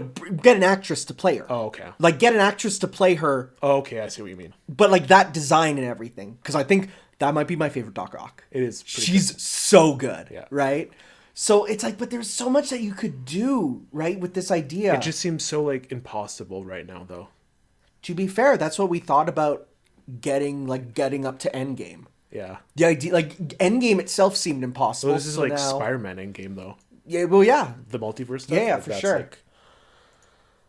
Because, like, the way I see Spider-Man is, like, through the lens of the animated series that I grew up with. Okay. And, like, the way they ended it is, like, the multiverse, like, stuff. It right? usually ends up going to that So, in comics. It, like, it leads up to that and then resets and then leads up to a big thing like that and resets. And if not multiverse, then, like, going to hell to get back Mary Jane's soul because your spider sperm killed her because it's radioactive. Stop. And they've also confirmed Home's going to be in the title for... 3. Oh, I'd hope so. You can't drop the ball after hitting it twice.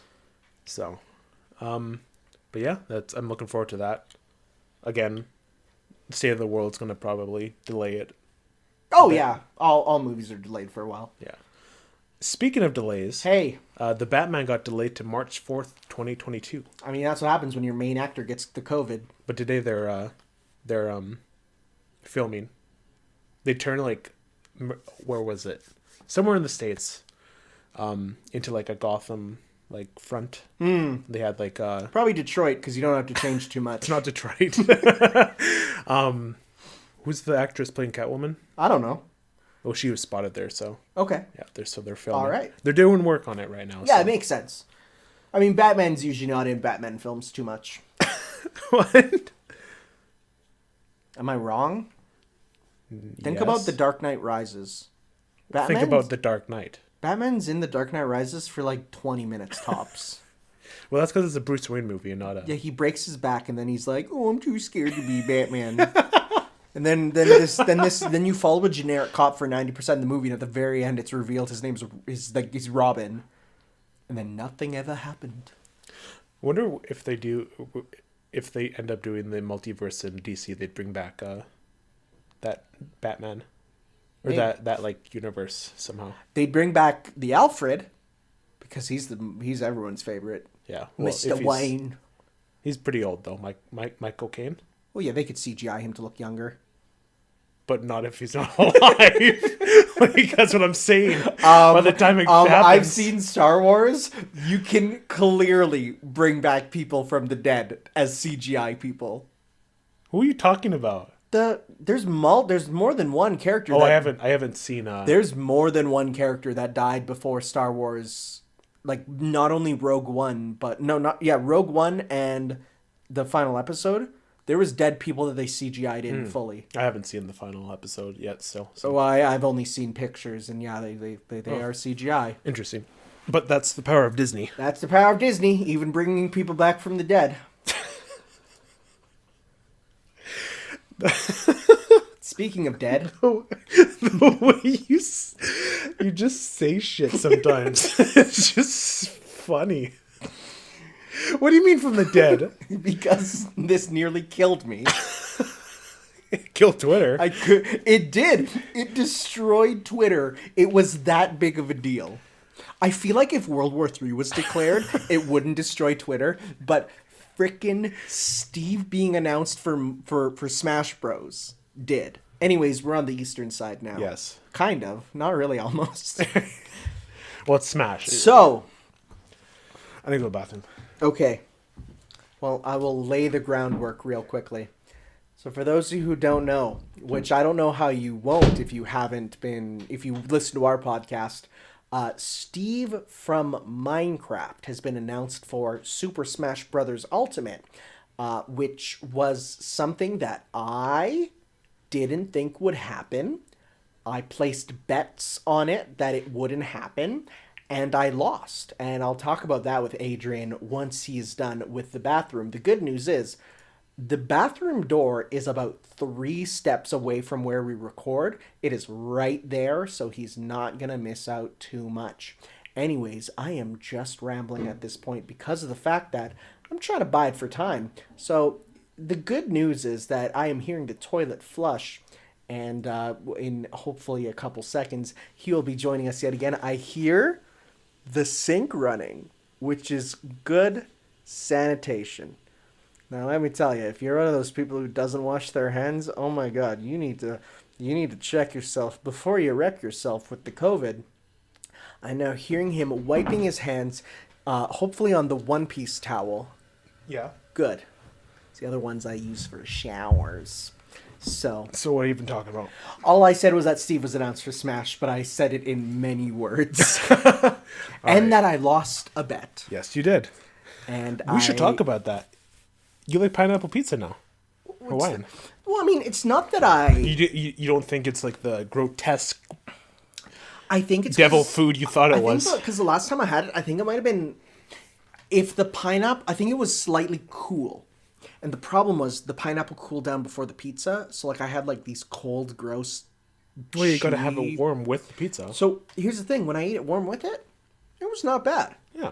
And there wasn't too much pineapple. There was like a little pineapple piece here and there. You shouldn't have dipped that in ranch though. Why? Like the first bite should have been plain Hawaiian.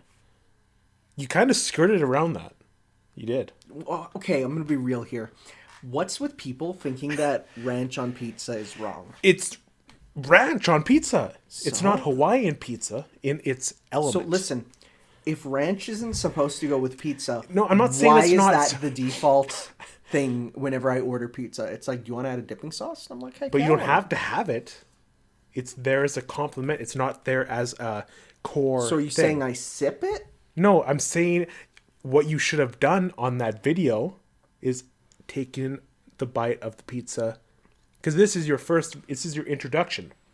Now you're gonna think, oh, it's good because I had it with ranch. And that taste of ranch was still in your mouth at the second bite. But I ate most of it without. No, well, you cut it off before.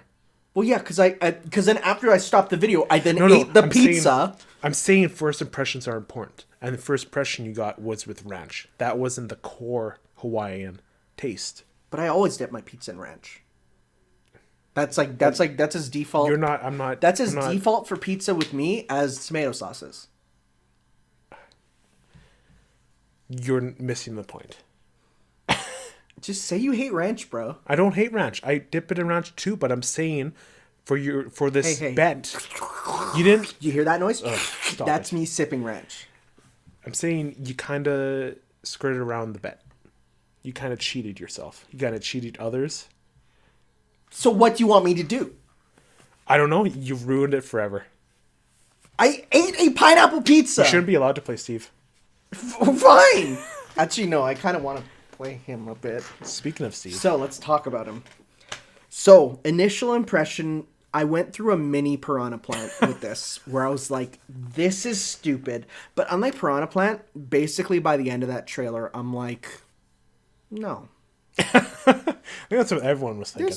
No, I've seen more than a couple people who are very angry. Oh, did you see that one guy? Oh, I've seen more than a couple. I've seen people that are like upset. Like there's people like, I am never touching Smash Bros again. It has been tainted by this. And it's like, what are you talking about? Just don't buy the DLC.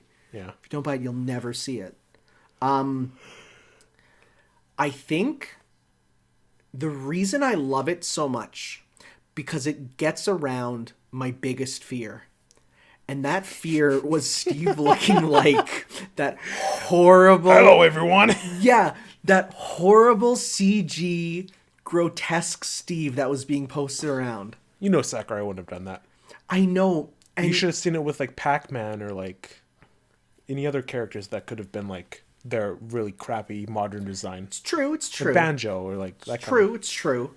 So I was just worried that I didn't think Sakurai could get him to look as perfect as he did. I like that's how your main argument, but now he looks like it's weird because it's like if you see Steve in the Minecraft stage alone, it's like Smash? It doesn't look like Smash. They have to put a disclaimer saying this is from Smash Bros. Yeah, and all you need is one other character, and you're like, oh, that's Smash Bros. Yeah, right. You see Shulk in the Minecraft world. It's like what is it? No. Shulk makes sense. Shulk's fine. What do you mean Shulk's fine? Shulk's in Minecraft already. Well, no, like I mean like Shulk. Him. Shulkers? Why do you... Yeah, right there. Shulk. No, shut up. Shulkers. It's Shulk. I hate you. Now it's Shulker time. Okay. Okay, well let's start. Okay, we have a thing here. We will follow through. Okay, first off, let's just talk about the looks. Looks awesome. He looks 100% like And there's Alex, Steve. Zombie. So yeah, the costumes, I'm a bit sad there's not more sort of cosplay costumes. Like, you know how everyone said we'll get Master Chief Well, that's because he's going to be in the game. Okay, himself. sure, let's see about that. I'd be super down. Don't get me wrong. I just don't think so. I just mean, like, if he wasn't a Mii costume in this pack, he wasn't... Like... To be fair, the Mii costumes in this pack were weird. And we'll talk about that. Yeah, we'll get to that. No, but he's one of the few characters that looks 100% accurate. As in... Well, this makes me wish, like, they would go back to, like, old characters and put this amount of detail into them. Almost, yeah. Yeah, he moves like Minecraft. He jumps, he, like... And I think... He, like, even the looking up and down. So that's the thing. One other thing I was worried about when we're getting Steve is I'm like, well, if they keep his original look, I don't think the animations would look good. Because they are too stiff, right? The moving is stiff, and it doesn't look right if you make him move normally. So it's like, I don't know how it would look. But the fact that it is so ridiculously hyper accurate to the point of everything moves like there's a mouse cursor moving its head, including Steve himself. And that's where I'm like, wow, yeah, that looks amazing for how hyper accurate it is. So I think he looks really cool, if really weird when on other stages and fighting other things. Yeah, it does still look a bit weird. He's because he's unaffected by lighting engines. Like you put him on any stage that's, you know, has a different bit of lighting or anything, he doesn't change, right? He looks the same. Yeah. It's like they didn't even mention his moveset. So like... that was the first. Let's talk about his moveset now. So first off, probably like the most complicated character in this game. Maybe. Yeah, so you mine with him with B. The mining is affected by what stage you're on. Because like that changes so much. When he said, like, in the reveal trailer, he said, like, we'd have to change, like, all the stages. Well, I was like, what do you mean by that? Because he had to program every single... surface. Every single surface. And not only surface, but, like, walls. Like, what is the material? If it was Minecraft, what would the material be? And I'm thinking like, what's the material you get from like Game and Watch? Yeah, Game and Watch or Mementos or Balloon Fight. Like, what do you get? Pixel bricks? Well, you get dirt probably. Well, yeah, but it's pixels. Well, I guess pixels is Minecraft too, kind of. But yeah, it's like, yeah, you look at some of them, you're like, I don't know what you'd get. Yeah. Right? So that's going to be interesting. That's going to be interesting. Stage. Or even like stuff like, what if you know the blocks that fall in green greens? When you mine them, do they break? Do you get little... No, because you don't, it doesn't happen in the Minecraft stage. But those are breakable blocks. But not the ones on the ground. Like, the set amount of... Like, those stay. But let's say... If you mine the actual bricks that can be destroyed, they do get destroyed. Yeah, so like, but what if you do that on the falling blocks on green greens that break when you hit them? Do they get broken when you mine them? Don't know. Right? Like, there's so many variables that you're just like, that's really cool. Like, I would have said before, like, that's a bit too much detail, but, like, I don't know. Like, there's no, like, limit to the detail in this character. There's the fact that you can place blocks. That's, like, the programming that must have went into that, like, would have been insane. I love every image of people, like, drawing a wall and saying, haha, got him, GG's. And even Sakurai said, like, it might not be this easy to do in, like, the official release, but I don't think it's going to be too different. I do like the limit of the pink. Yeah, of course you need that. Like, even on, I saw a gameplay, there was a screenshot on King of Fighters Stadium. It goes, like, mid-stage.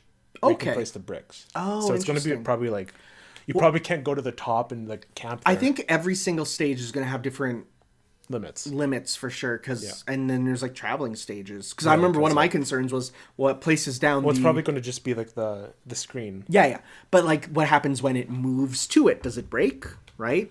But then that made me think about, because before it was shown, when you spawn in, there is a crafting table, and I had to think, like, what happens on traveling stages? So answer, you can spawn it wherever. Right? It can break. There's also people saying, like, so wait, when you hit it and it takes damage, right? Does that mean that is a permanent on-stage shield from projectiles? No. Well, what? Right? So then there's people saying, like, could you summon that, take a, like, go backwards? You already have it in the moveset. You could place a block down and it absorbs Well, here's the thing, but you have to be in the air to place a block. But Steve doesn't jump that high, so it's probably low lag. He doesn't, but remember, you can just press Shield B, and then you can, if you place it down, does that stop projectiles? Because if so, zoners are screwed. You can pop down a permanent shield for their projectiles. And this is like the little Mac killer. Oh yeah, no, absolutely. Well, even in his moveset, you use like his down smash, the angle that it sends you out with the lava buckets. It does it that way. It's so far. It's like rip to anyone who has bad recovery. And then what do? Oh, is he coming? You have choices. You can place down the flint and steel to drop some PK fires. Mm-hmm. You can fishing rod off the side to grab him again, or you could just put up a wall. It's so weird. Just put up a wall. It's basically you're just playing Minecraft in this game. You're just with a few tweaks. Mm-hmm. And like it's just insane. So I like the perfect shield, the detail in that. Yeah, that's nice. That's nice there. And then when you get put to sleep, like Steve puts down the bed. I think the theory that if you can put a bed down anywhere, you can sleep though. Steve doesn't sleep near monsters. Yeah, so it's just everyone's a friend. Ridley's his friend. I was literally just gonna say Ridley there is a friend. He's just Ridley is shaped like. Compared to the creatures in Minecraft's world, though, Ridley is kind of nice. Because that was me who vibrated, I think. Yeah, I think. What is that? Is this something important? Probably not. Why are you looking at my phone, dude? No, I mean, in the context of like, because whenever anything goes off on you, it's like direct announcement or something, you know? Oh, fair enough. Yeah. So that's what I think. Yeah. So his moveset's great. The parts. So we don't know yet if, like, when you break a tool, does that break all of them of that type? Yeah, I think it does. Okay. Because, like, when you build them, you get all of them. You get all of them, but we don't know if you break one, if it does that. So it's like, will that be a bit of balance? I don't know. I mean, there's even the fact that, like, gold sucks in Minecraft. But gold materials here, a gold pickaxe has better frame data because it goes out faster. Mm-hmm. So if But you it destroys faster. it gets destroyed faster, but that doesn't matter when you use it for your forward aerial that spikes. And the gold. So here's the thing: You're right. the gold version is the fastest spike in the game. People are like, that spike is like 5 times as fast as Mario's. It is. It's so fast. And they're like, that might be a bit gross, right? Steve has his ups and his downs. And But this up smash being the magma block. that one though is a bit weird because Yeah. it is one, it locks you in place and has zero side hitbox. Mm-hmm. It doesn't scoop up. It is just above you. Yeah. But the fact that, like, if there's a platform above you, you can just, it goes right through it, right? So like that's really good. And his grabby puts you in the fence. I love that. Yeah. The anvil is really good because it's just a Kirby downbeat. And then the minecart. Minecart's wild. That you could just like power it up. Like with if you have redstone. Yeah, so there's some people confused about how like it works, but he says in there if you use a strong side special, so meaning it's like if you use the smash input of, you know, tap and side B together versus if you just hold it and press B, like that's the regular, but smash it, that's how you get the powered one if you have gold and redstone there. It's just crazy how like the physics, like you can't go up with a regular one, but if you use a redstone, Use a powered rail, you can go up, yeah. Or even just there was one part where he put the minecart between, it was in like the Minecraft stage where he's doing a spear battle and just kept going back and forth. Yeah. And it's like, oh, so just free Koopa Shell? Pretty much. Right? Koopa Shell command grab? It is a projectile Ridley side B. That's so stupid. It's so grimy. I love it. It's so good. Can't wait to play as him. He looks so stupid, but so fun to play. Okay. Now the stage. The stage. Awesome. I was kind of hoping for like another variant, since that's like the end goal of the game, right? So Then you wouldn't be, if he falls asleep, he couldn't take out of bed. you're right. Right? But like the detail. That's the level of detail that Sakurai would think about, right? He'd be like, if they put it in, they would give him a new sleeping animation just for that variant because he can't put a bed down in another. Probably, yeah. Right? So I think we've seen 6 variants. There's 6. There's 6. Planes. So let's bring up the pictures of them because I have a hard time telling them all apart because I'm not that good at video games. So let's see here. Oh, So we have, let's see here. So the first one is the plains. So this, I like calling this one just the villager biome because it's the one with like the houses and then you're on with a village, right? You have some hay bales. and there's like the stupid amount of detail there where the villagers go inside and sleep. Oh yeah, they you go. can't even see that. Yeah, they go inside, they sleep. The zombies come out at night. That's cool. Skeletons, even though there's no other skeletons, like you can't play as them and there's no costume, but that's fine. Spiders are there. So the only thing is the the horizontal axis that you're on is always the same on this stage. So it's always it's always dirt, iron, stone, and then a lot more dirt, and then stone, iron, stone, right? Mm-hmm. So that part's always the same. So that's good at least. Probably another reason why there isn't another variant. That might be, yeah. You're right. So then we have this one, which is the birch forest. So then we got trees that hide platforms. Because I remember when it got to this one, I'm like, what are those things in the trees? Because that's not Minecraft. What is that? That's not Minecraft. That's not Minecraft. So this one has some dirt blocks that can be broken that make a little bit of a platform there. And then otherwise, yeah, you have the two platforms that float in the air that you can get from breaking the trees. There's some cows and other stuff in the background. Can't believe this is real. No, me neither. Still. Let's see here. Then we have, this is Savannah. The Savannah. So this one has one tree, an acacia tree that you can break for a platform and there. You can just camp out the left side, what Sakurai did in that spirit battle. Oh, yeah, you can. And then this one is the taiga. So this is like colder climate. Yeah. So you have like a stone little area. You have a single tree. I don't think they have any platforms on this one. No. It's just like that. And then there is the snow, the tundra, if I'm correct, snow tundra. So this one has the igloo, and two platforms that are there. If you break, did you know in Minecraft, if there's an igloo and you break the middle tile in an igloo, I didn't know that. you can go down to the basement. I didn't know that. And in there's cages of trapped people. Oh, really? Yeah. I didn't know that. It's scary. So yeah, that one though is all snowy and nice. Is it? It's been a while since we got a snowy stage. So that's kind of nice. Yeah. So we don't really have one of those. And then finally we have my favorite. I love this one. The Stone Coast. So this one is kind of like just out in the ocean. You have one platform at the side, and you have that stanky cavern. That cavern is going to be so gross because there's a roof, and you can do stanky plays. I'm excited.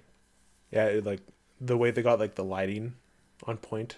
Well, like it's interesting because I saw people do recreate all these areas in Minecraft, and it's not the same lighting. It is Smash is slightly different. Yeah. That said, though, well, you don't want to pitch black. Yeah, it's pitch black and it's way more, but it's also way more. But if you look, I never even noticed till now. There's like torches everywhere, like to keep it lit. Yeah, I never even noticed that. But at the same time, it's like really, it's just that it looks better to fight as because of course it's they want to focus on the main area. Also, the background is just a still image. It works like the Breath of the Wild stage where it looks like, wow, look at that whole world of that. It's like no, you can tell it's a JPEG out there. Oh yeah, but like, it looks amazing. Yeah, it's everything I wanted out of a Minecraft stage. It's good, except the music. Except it's for the one thing that I'm disappointed. The one thing.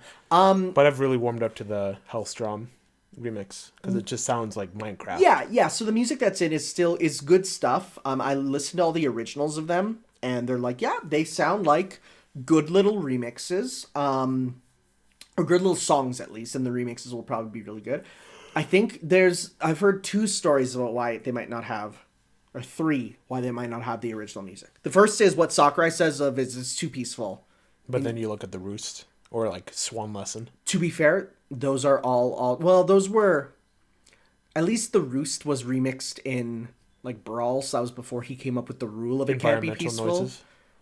That one though is different because that one it's not peaceful. It's literally just what if it just sounded like the environment here. So that one I like actually. I know people meme on it. It's not a good song, but it's like nice for ambiance, right?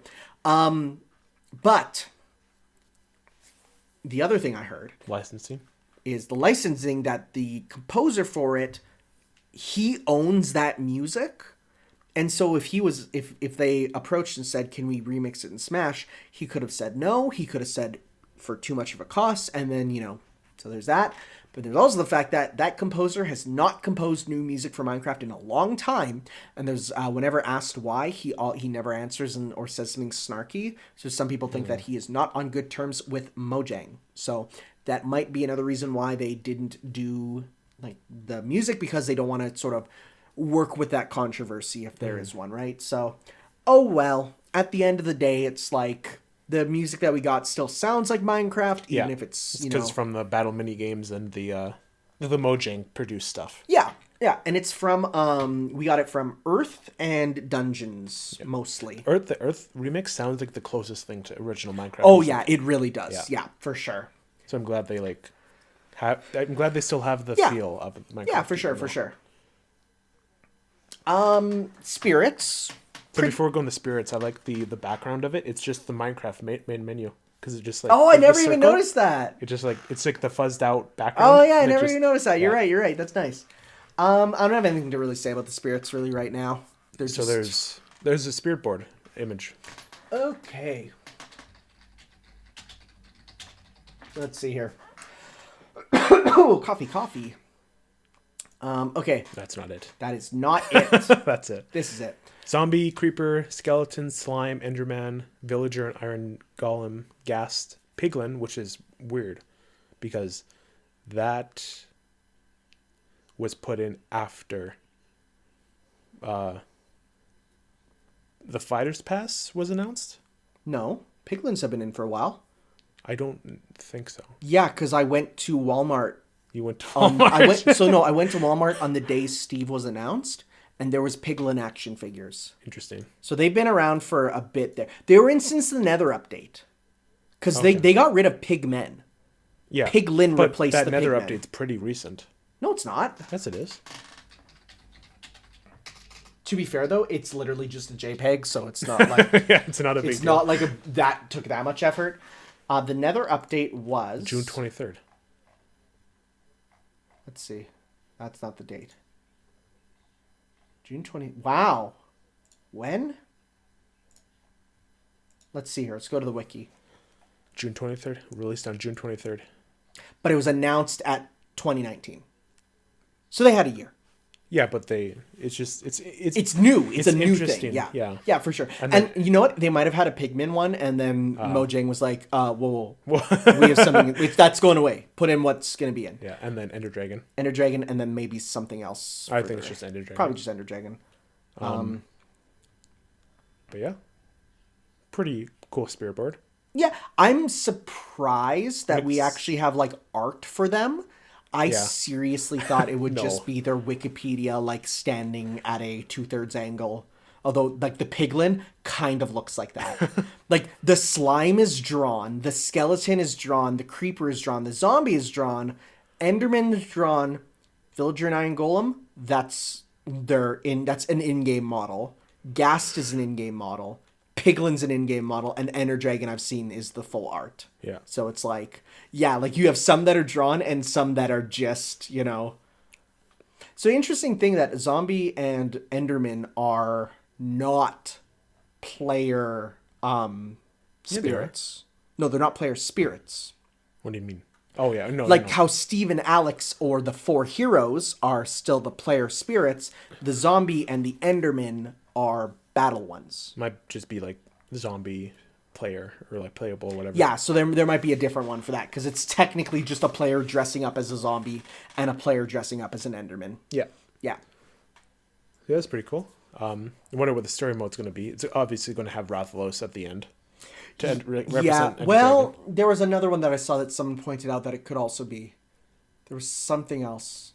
Someone said it might just be like where you fight Master Hand, then after you beat Master Hand, then a giant black Ridley comes out on Final Destination. Because there's a couple stages like that where after you beat Master Hand, then something else comes out. Maybe. So, or it might be a black Ridley or something. I don't know. Okay. And meat costumes. Okay, I need to bring these up. You don't know them offhand? Well, I want to look at them to comment on them because I have. No, don't give me that one. Is this it? Is this gonna actually show me them? No, please. Kind of. Please, I just want to see. Okay, let's just go to Nintendo Life. Okay, this will be good.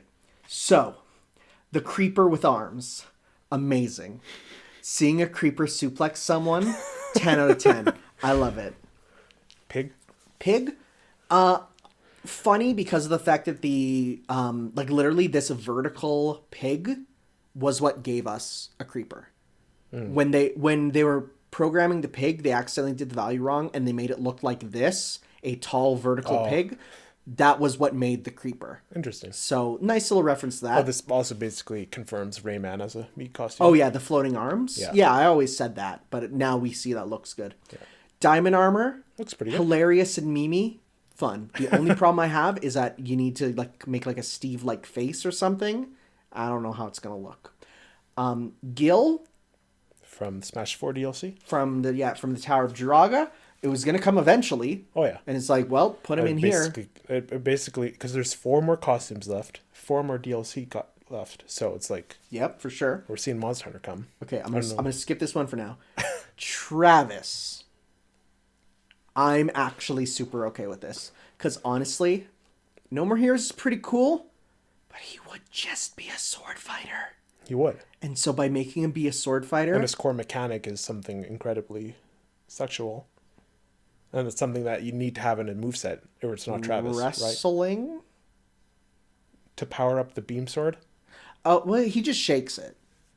In a suggestive manner. Not really. Yeah.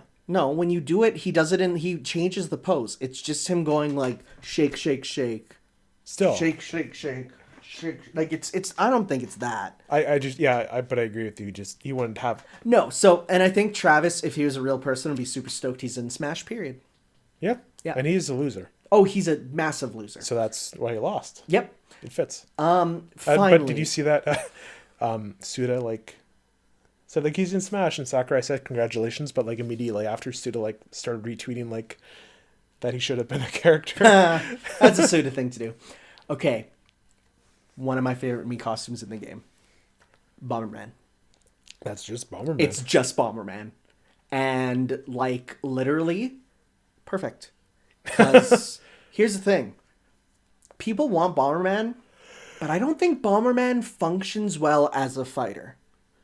The bomb putting down wouldn't be very fun. No. And I played Super Smash Flash too. They gave him the moveset that everyone thinks Bomberman would have. Kind of sucks. Let's scroll down. What's that? Oh, we got some more pictures here. Pig Brawler, Diamond Armor, Sword Fighter, Creeper Brawler, Gil from Tower Draugr. It's him, it's Bomberman. Oh, and costumes, the fact that each of the colors, your Mii color determines the color of the outfit, which is amazing because it's 8 costumes that you can like do multiplayer with. Mm-hmm. That's sick. And yeah, Travis looks good. Looks good. I really wish they'd like keep the trend with the music tracks coming with them though. So here's the thing. There is a Bomberman track in the game already.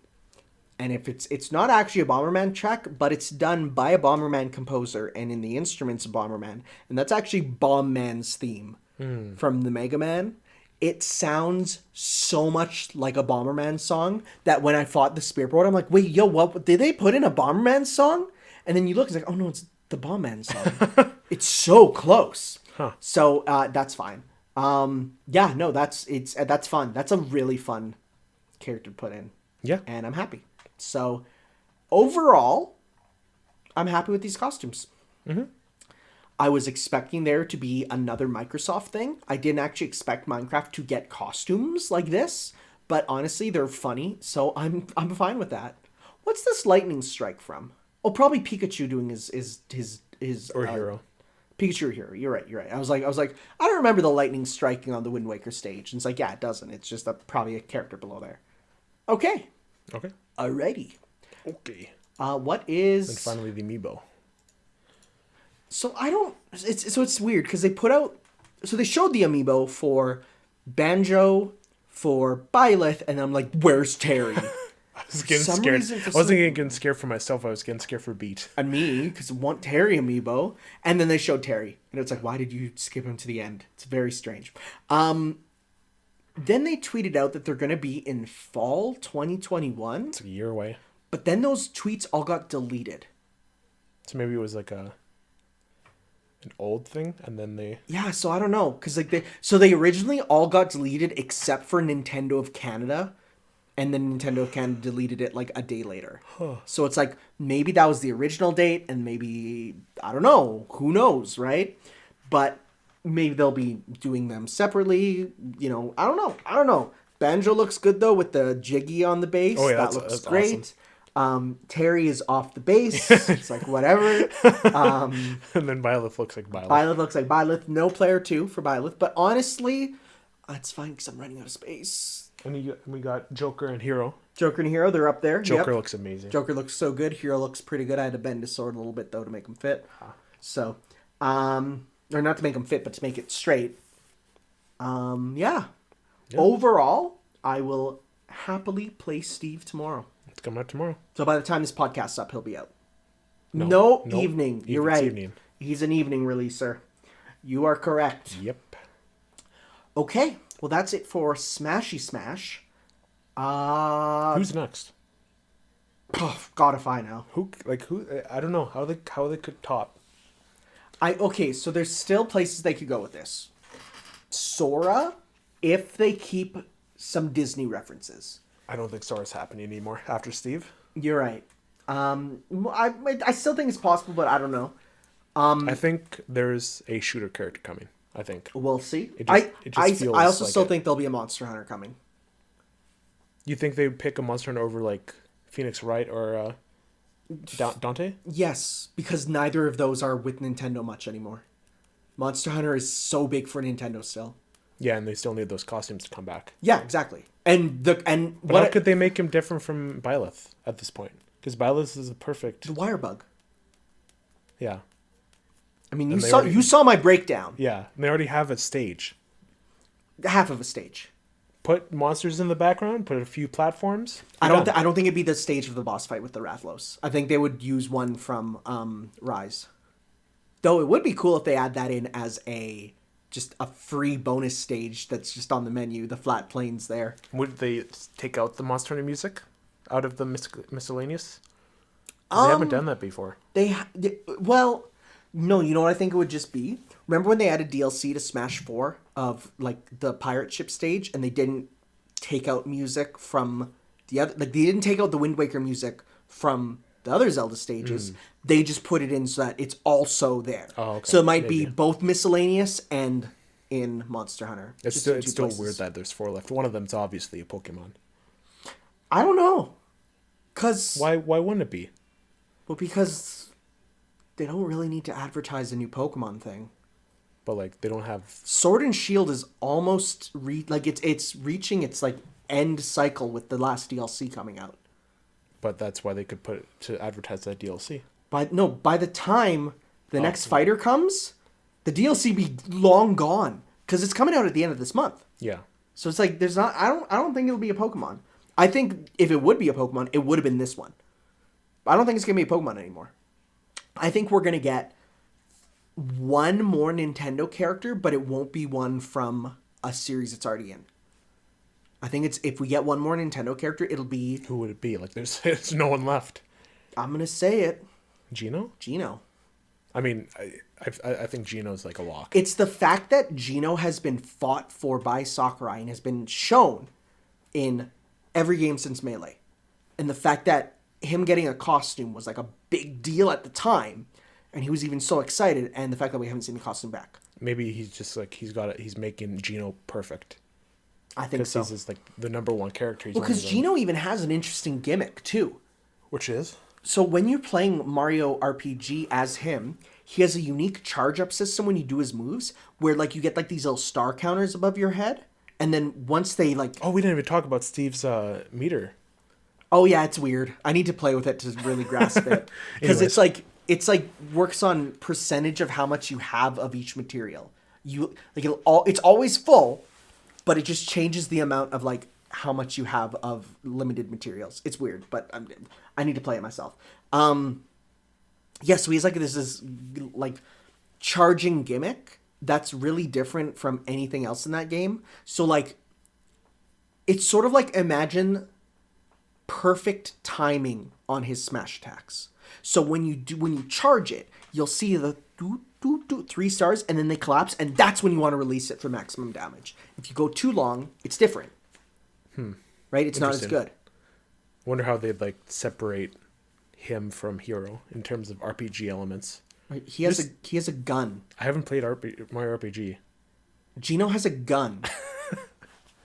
Okay. His hand goes down and a gun comes out. They would be 100% different. That's what I mean. Like, how can they go from Steve to this amount of detail where you're basically just playing the game in Smash? Well, I mean, it's sort of like how Hero had the menu and stuff, and then we went back to Byleth. Banjo. And well, no, but even like Banjo and Byleth, like they're fairly normal characters. Yeah. So just because we have Steve and like these characters that are like change the way you play doesn't mean that we're not also going to get a character. Yeah, who's just a character. It's crazy that there's still 4 left. Yeah. Oh yeah, that's what I was thinking. It's like almost a full Fire's Pass. Yeah, it's a lot still. Okay. All right. Splatoon 2 Halloween Splatfest. Okay. Trick versus Treat. Who cares? Pikmin 3 Deluxe has gyro controls, has demo, and can transfer stuff to the full game. I don't have anything else to say. Did you play the demo yet? No. I did. It's fun. I played a lot of Pikmin 3D on Pikmin 3 on the Wii U. 3D. Well, that was supposed to be me saying Pikmin 3 Wii U, but then it like combined. And I'm not picking this up right away because I'm just like... That's fair. I played it, and when I saw that the side stories are just reused areas with like a time limit, it's like, nah, I'm good, Chief. Okay, but let's talk about what we want to. Hyrule Warriors Age of Calamity gameplay. Yeah. One thing I'll say. First English gameplay, by the way. Boy, those people playing are not the best. Nope. They were not that good with They're it. getting hit by like the tiny enemies. Yeah, it's weird. Why weren't you dashing everywhere? Why weren't you dash canceling? So we got Urbosa gameplay. Yes, she fights. She has a system where she gets electricity, and then you can expend it to like extend your heavy combos, which is pretty cool. Zelda gameplay. So she fights as we thought, which is her with the Sheikah Slate, just like magnesising freaking blocks that she pulls out of nowhere. Yeah. And it's fast. I was expecting it to be slower, and she like it's like immediate like block appear and then just waving in front of her at high speed. Mm-hmm. That's fun. The Gerudo Town map. Looks massive. It looks The town was just like a fraction of that map. But the town looks like they literally just took because they went into like buildings and stuff. Yeah. It literally looks like they just took the that part of the probably map did. and popped it in, Probably which did. is really cool. I'm sure there's going to be a lot more other towns. There around was it, too. also a lot in gameplay. Whenever they were by a wall, it said wall jump. Yeah, that was weird. When they Maybe never that's just- addressed that. Maybe that's just Urbosa exclusive. No, because Link had it in the Lon Lon Ranch, and Zelda had it when she walked up to That's stuff. crazy. That's just Lon Lon Ranch. Oh yeah, and yeah. So What does that mean? Well, I mean, it means that like we're getting areas back. No. I mean, like, it's. But Lon Lon Ranch has been more than just Ocarina.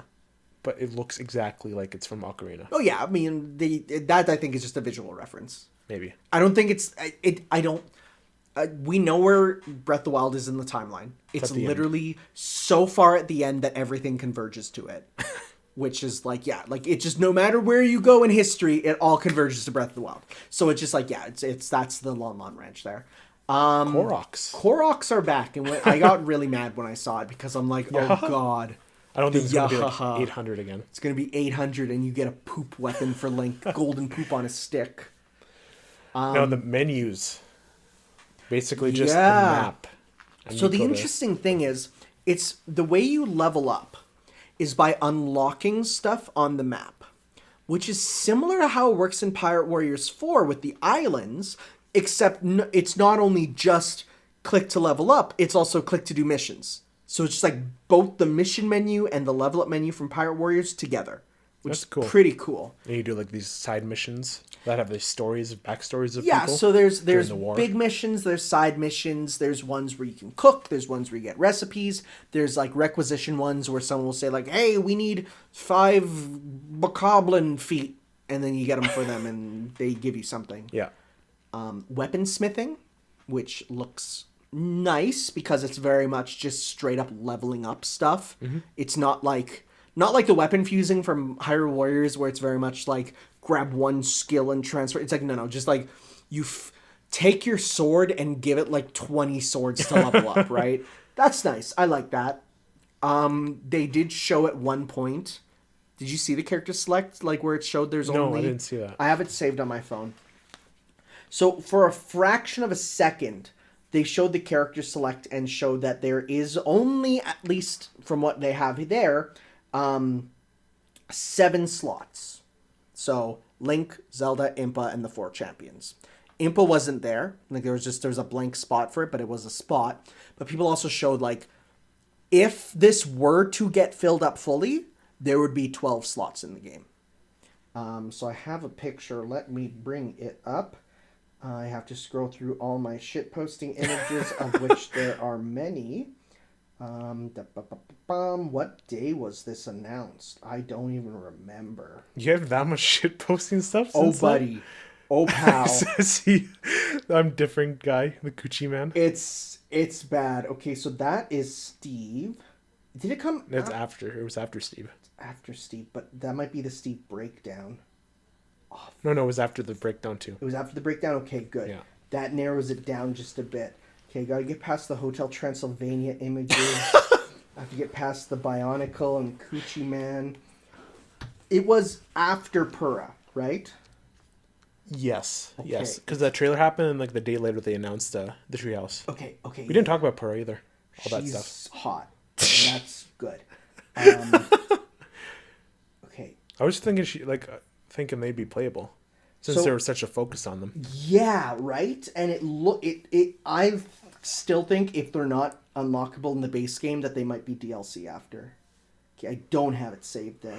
Never mind. Okay, I'm going to just browse. They have it on the Hyrule Warriors subreddit though. Why didn't you just do that in the first place? Because I thought I had it on my phone. I'm sorry. You're not prepared. I'm not prepared. What's that? What's what? That video at the top there. Oh, that's just someone's theory crafting thing. Oh. Let's see here. Come on. Right there. So this popped up for a second, and I saw that, and I was like, right? So you can see there's the 7 slots, there's the one missing one, but then people said, like, okay, so then you can have, so there's one more there, that will make 8. Or 6, it says we can expect 12 characters, right? I don't know about that, but that would fit in there. 12 would fit. So it's just now like... I'm not hoping for a giant roster. I'm hoping for a detailed roster. I'm hoping for at least a bit more than this. Oh, yeah. Right now. Like, if this is the final roster, I'd be like, eh. I mean, yeah, Link does get, like, 3 types of weapons. Because if you look there, it shows. Yeah. Sword and shield, two-handed, and I'm sure spear. there's going to be DLC weapons, too. DLC weapons, I mean, really, the only things I really want... Oh, you can actually see that is Rivali there. He's, like, blurred out a bit. Oh, yeah, so, okay. Yeah, so it's not just Locke, but you can see, like, that is Rivali. So the things that I do want for characters. Playable Purah. I could give or take Robbie. Yeah. Like, really? The King I was initially for, but honestly... No, I still think the King is going to be in. Okay. He has too much of a detailed... he has a very detailed model. And different one, like different angles too. So yeah. Like... I still want a Ganon Blight playable. That'd be interesting. Right? Like just one, like the one with the giant cannon, right? Just like going around like slashing with the sword and pew, pew, pew. Or like one that's just called Ganon Blight that can use all of them. That'd be cool. Like one that has all the different stuff. That'd be really cool. The Korok King. Hetsu, I think. He's not a king of Koroks. He's just a very large Korok. I think, because he's been alive since that whole time. So. Yeah, that is true. That is true. We'll have to see. If not more rocker combat. Yeah. At least we know there won't be a Tingle in this. You never know. No, because Tingle might have been a crucial part to the war and he died. No. Let's see. What else? Maybe Rivali's father or like ancestor. Not Rivali. Cass. Oh yeah. I think Cass is very popular. That would make a lot of sense. The only thing is he's not a fighter. Zelda's not a fighter. She's not. Well, no, she's not a fighter, but she also fought Ganon for 100 years. She kept him at bay, so she has combat experience. Cass literally stands there playing, and like. But that gets all thrown away when you can play as Tingle in another Hyrule Warriors game. Tingle fights in the Tingle Rosy Color Rupee Land on the been confirmed. He actually doesn't fight in Hyrule Warriors. He's just bouncing around, having a good time, and coincidentally, he kills people. Why do you like this character? I love Tingle. He sounds like a serial killer. But he's not doing it intentionally. Okay. Let's see here. Just some other stuff. Oh, yeah. Because if you remember, actually, I like this a lot. Because you remember, the king, he's the old man that you meet at the beginning. He has that big woodcutter's axe. Give him the woodcutter's axe, right? That'd be cool. Yeah. And give him two, because you not only get one from his house, or get one from where you meet him, but then there's one at the house too. Give him two. That'd be pretty cool. Purah's so hot. Shut up. I saw someone tweet, it's like, how come Nintendo reveals completely normal looking women and gamers say like, why is she so hot? It's like, shut up, I don't care. She's so hot. Okay. This is really sad. Can I just say, there's a news article that says it's been 6 years, but I finally beat Argarok. And yes, this is the first Argarok encounter in story mode. What? Yeah, I don't get it. I literally do missions where I fight like 6 Argaroks. It's very That's strange. the dragon, right? Yeah, that's the dragon that you use the hook shot on. He's like one of the easiest bosses. One of the easiest bosses. Just avoid him until... Okay. Is this kid 12? I don't know. like could consistently get up to the end where you fight Argarok and Zamp, but I'd always lose. 2 bosses at once was just made it harder, and his flying nonsense kept getting me down. Like, I don't get it. I understand your pain. I don't. Interesting. Very strange. Okay. Well. All right. I'm excited for that game. It's going to be fun. It's going to be a fun time. Okay. Few other Japanese news. Level 5 USA is now just a skeleton crew. It just came out today. So, looking like Level 5's USA branch is probably no more. Game over. But guess what? It's fine because they pretty much did nothing to begin with. Nintendo localized almost all of their games themselves. So why did they? I think they wanted to be... Like, they thought that Yokai Watch could, like, explode in the West and they'd need it. But it didn't. So it's not happening. Shin Megami Tensei 3 on the Switch has a lot of DLC. Not only is there like stuff where it's like buy this pack and you unlock a bonus dungeon where enemies drop massive amounts of experience point items, which that's a thing that Atlas always does. They put in a DLC which is just power leveling. Sure, whatever. But you can actually get a bunch of music from the other SMT games, and I know Beat's pogging out because I think the one from Shin Megami Tensei 4, the Tokyo theme from that one, he says is amazing.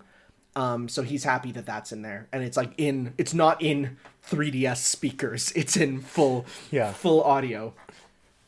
Yakuza 7 has dubbed karaoke, including Bakamitai in English.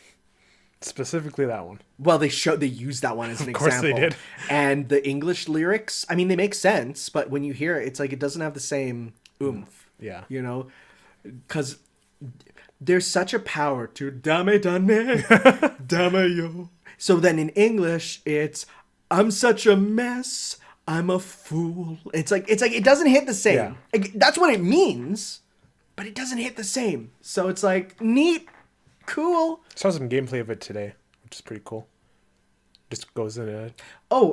So there's a news article that people were getting mad at where people said like Yakuza 7 is like Persona meets Yakuza, and people were getting really heated. Oh yeah, I saw that. Until you click on it, and it's because literally the social link system from Persona 4, as well as the the stat leveling up, like the star with like that, those are both in. And so they're like, yeah, it is actually like it kind of is, that's cool. I'm really excited to get to that. Shame I still have 4 games to get through. I'm going to rush through 3, 4, and 5. You gotta savor it. You gotta enjoy it. No, because I've been told like 3, like 1 and 2 are really good. And the remakes are good. It's a bit of downward quality for 3, 4, and then I hear 5 is not that great. 6 and Judgment save it though. So like I hear like those ones aren't the best, but they're still good. But I might just go through the main story and not do too much else. Okay. Guilty Gear Strive, we had an update last night, showing off 2 new characters. You saw them, right? So there's Giovanna, who will definitely get a Giorno color. Yeah. She fights with a dog. Beat messaged me and says like, you're gonna play this game now, right? No. And then they hinted at the next character, but it's like such a not hint. They literally showed off the character, like the model and everything, and it's a character that was in before, which is Anji Mito, who looks like a tool. He does. It's this guy. He fights with 2 fans. Yeah, like that looks like a tool. That dude looks like a tool, right? But he's back. He was one that people wanted. So yeah, they just showed off like a little thing like that. But it's like he has the fans. He's in the pose. We know it's them. Yeah, but they're from like the Sprite games, so they have like sprite animations that you've seen before. So neat. Also, I wrote co-op there, but there was a part in the trailer where Soul did an attack, and then from off screen, like a Marvel versus Capcom assist, Kai comes in and does an attack and then jumps away. So we're like, is there like a tag system? Because that's brand new. We haven't seen that. What's going on in that trailer? So we'll have to see. Yeah. Definitely be getting the PS5 version of that to make it look extra nice. But it looks fun. And they already announced the first season pass too. Because of course. Well, because they said like production. Because they said like, look, the production on the characters is done, but the time period until release is just on balance. And if we're working on other characters, that digs into balance time. You want it to be a balanced game. So those characters will come after because we want to make the game balanced for release. And it's like, okay, they gave an explanation. Fine, right? But yeah, so that looks good. And finally, there was a bunch of new Monster Hunter movie footage. And the handler is in it from Monster Hunter World. She looks really good. Like, she has the exact same outfit.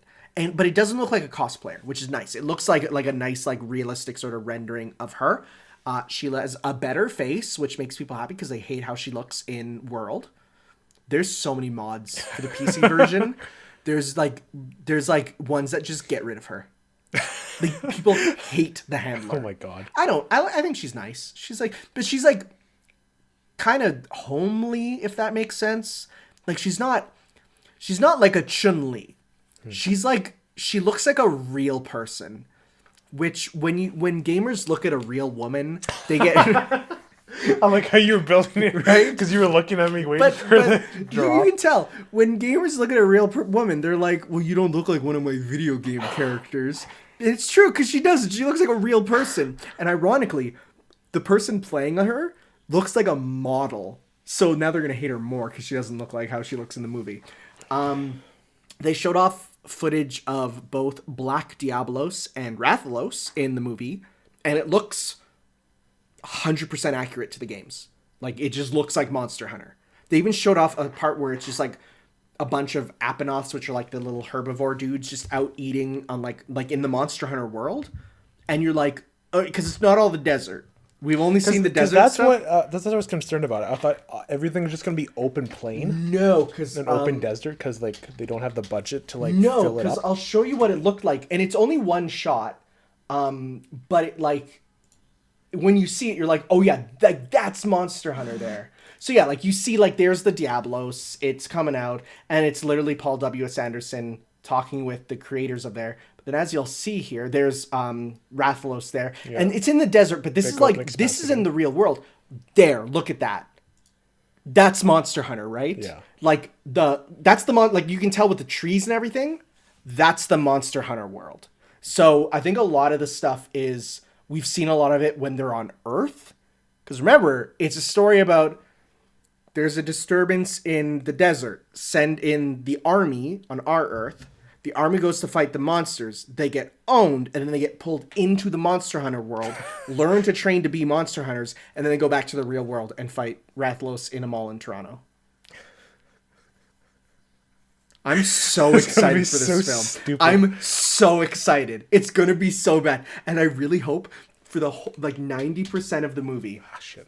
I hope like 90% of the movie, it's just like, yeah, they literally are comparing like game to the stuff, and like, yeah, they look super accurate. I really hope for 90% of the movie there's no palicos, and then in the last like 10 minutes there's a palico and it talks, and Mila Jovovich goes, Jesus Christ, it's a talking cat. I'm so excited. In general, I'm really excited for this, and I think there's people hating on it. It's gonna be bad, but a good bad. Terrible. It's gonna be bad, but the good. I'm honestly expecting Sonic the Hedgehog tier. I am. Okay. Putting my Isn't money Sonic good, down. though? Yeah, in a bad way. It as a video game movie, it was good. As a kids movie, it was fine, and that's what I'm expecting. Okay. Yeah. All right. Okay. Break time. So we should like split these into another break. We could. Because it's like, well, like between our gate, like what we play and news. Sure. We get a break there. Sure, we could. Just because, like, I don't... Sometimes it's longer and sometimes it's not, though. That's the thing. Because after we're back on the break, it's going to be like, what? 45 minutes tops? True. You're right. So... We could see about that in the future. Yeah. You're right. It's the weighting of the parts changes sometimes, you know? No. Sometimes. I don't know what you mean. What I mean is, like, sometimes the last half is the longer part. Not usually. You're right. Okay. Well, we will consider that for the future. All right, guys, when we come back, it is foreign exchange time. The next foreign exchange. So we're looking at this time The Office and Weathering with You. Next foreign exchange, questions, and if we have any spoiler talk, which you may for The Walking Dead. May. We'll see. We'll check that out then. Okay. And actually, there's something... Yeah, right. I gotta do something too. I have something I do want to... Okay. What? So we will have spoiler talk. Okay. Oh, we will? Yes. Okay. We will see you all after the break.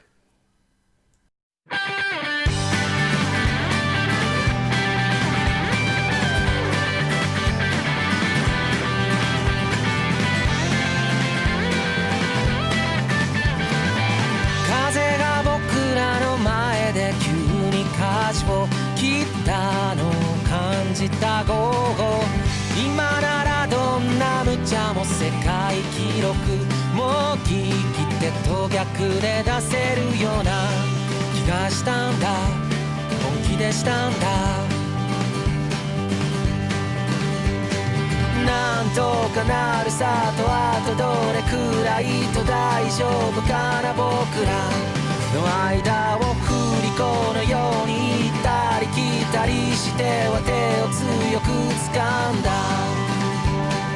いっそこの夢のど真ん中で派手に使い果たしてみようよ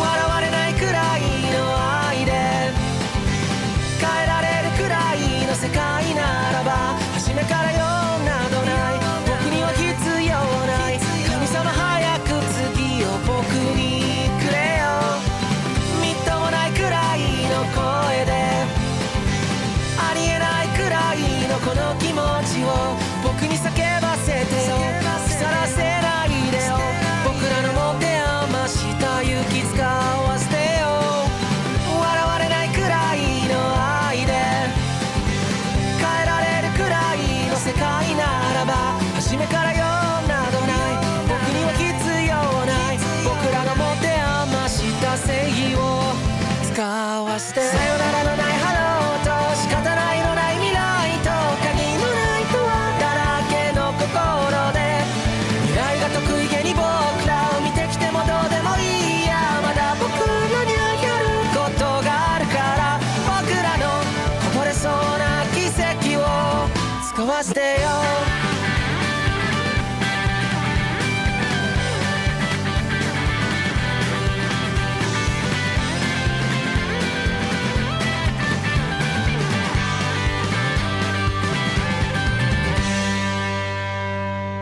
Bing! Bing! Wahoo? Yeah. That's the noise when you're playing Mario on the Switch in public. Why those sounds? I don't, because I know Vinny always says bing bing wahoo. No, it doesn't. Yeah, he does. He says... When?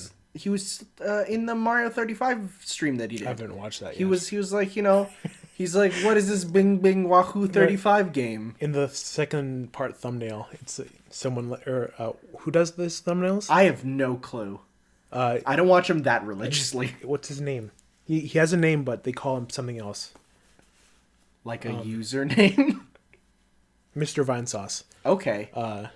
He edited it so it's like the Super Mario Bros. Logo. Yeah. But it's like Bing Bing Wahoo. Well, yeah, because he says that in part 1. Yeah, okay. Because he says, "Welcome to Bing Bing Wahoo 35." And I like him his 7 Days to Die thumbnails. It's just all Walking Dead. It's all Walking Dead with meat faces, which is powerful. Yeah. So no, don't play it in public. No. That's kind of Even if it's portable, that means just it's you're not attached to your TV in your house. It's pretty cringy, is what I'll say. Yeah. It's pretty cringy. On a meter of 10 to 1. How cringy is it? You know what? I've seen some pretty dank cring, so I'm gonna say that's only about a 6. I didn't want to go to that far. Now we're cring. Okay, let's move Are on. we cring? I was dabbing upstairs. So, welcome. We're back with the foreign exchange. We have 2 things that we exchanged. Yes. That are very different lengths, I'll say. I watched about 26 episodes of The Office. Season 2 is 24 episodes. Yeah. No, I watched 30. because it's 6 episodes in season 1 and 24 in season 2. I watched 30 episodes of The Office. That's a lot. Yeah, but you were doing it while playing Hyrule Warriors. So that's the thing. I was doing it while playing Hyrule Warriors, and my God, that is the perfect thing. It is just... Those kinds of shows are, like, made. Oh, absolutely. Where it's just... Well, I guess I'll start talking then. Where it's just like, yeah, so I watched The Office. I watched about 30 episodes. I watched seasons 1 and 2, and I didn't even know when season 2 ended, so I actually got up to, like, season 3, episode 3, just because I left it on while I was playing Hyrule Warriors. Yeah. And it's just like, you put it on, you play, and, you know, you... But you were, like, paying semi-attention to it, right? Absolutely. Yeah, okay. Oh, yeah, for sure.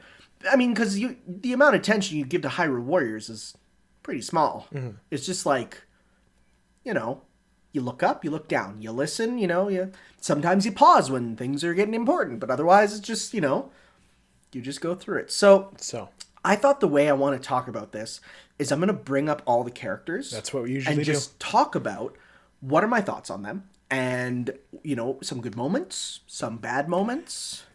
Big question. Okay. Did you find the funny? Oh, no, it's hilarious. It's really funny.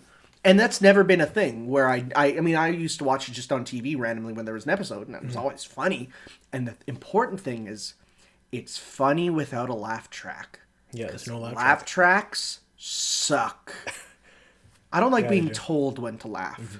Because then you have stuff like The Big Bang Theory, when they're putting laugh tracks for when Sheldon is like, well, I installed Super Mario 64 on my laptop's emulator. But the thing is... Laugh track. And it's like, that's not funny. The thing is where, like, something occasionally is funny on the show. Yeah. You start laughing, but then the laugh track comes in and completely cuts you off. Yeah. And just ruins it. Yeah, or it's stupid. And you get way more rapid fire humor when they don't wait and look at the camera. Yeah. For the, well, okay, but the looking at the camera is also really funny. I love when Jim looks at the camera. It's the best. Because it's... when something so unbelievable happens, he just has to look at the camera. And they even addressed that in an episode. They were like, why is Jim always just stopping and looking at the camera? What is that? He just gives the camera a look. And, like, what is that? That was, I think, like, because, I got to, like, season 3 there where Jim is no longer at the office. And so you get a little bit of that there. Spoilers, he does return. Oh, of course. Yeah, of course. I mean, there's some things that are unavoidable. Like, I know that Michael leaves before the end. Like, I know that because that's just something that was unavoidable. So, I'm going to go the office characters. And I'm sure I'm going to get a lot of them that I don't even know. So, let's just go with this okay. Why is it... Okay, I want it listed in order of importance. Dunderpedia. Oh my God, they're all pictures of Pam? Is that Pam? Yeah. Oh, jeez. Yeah, I'm not going to the Office wiki. That's the Office characters. Please be a normal one, please. No, what is this? Okay, main characters, okay. Contents.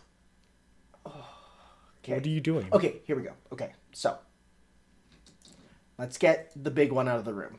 Michael Scott. Not the main character. That's what I'm going to say.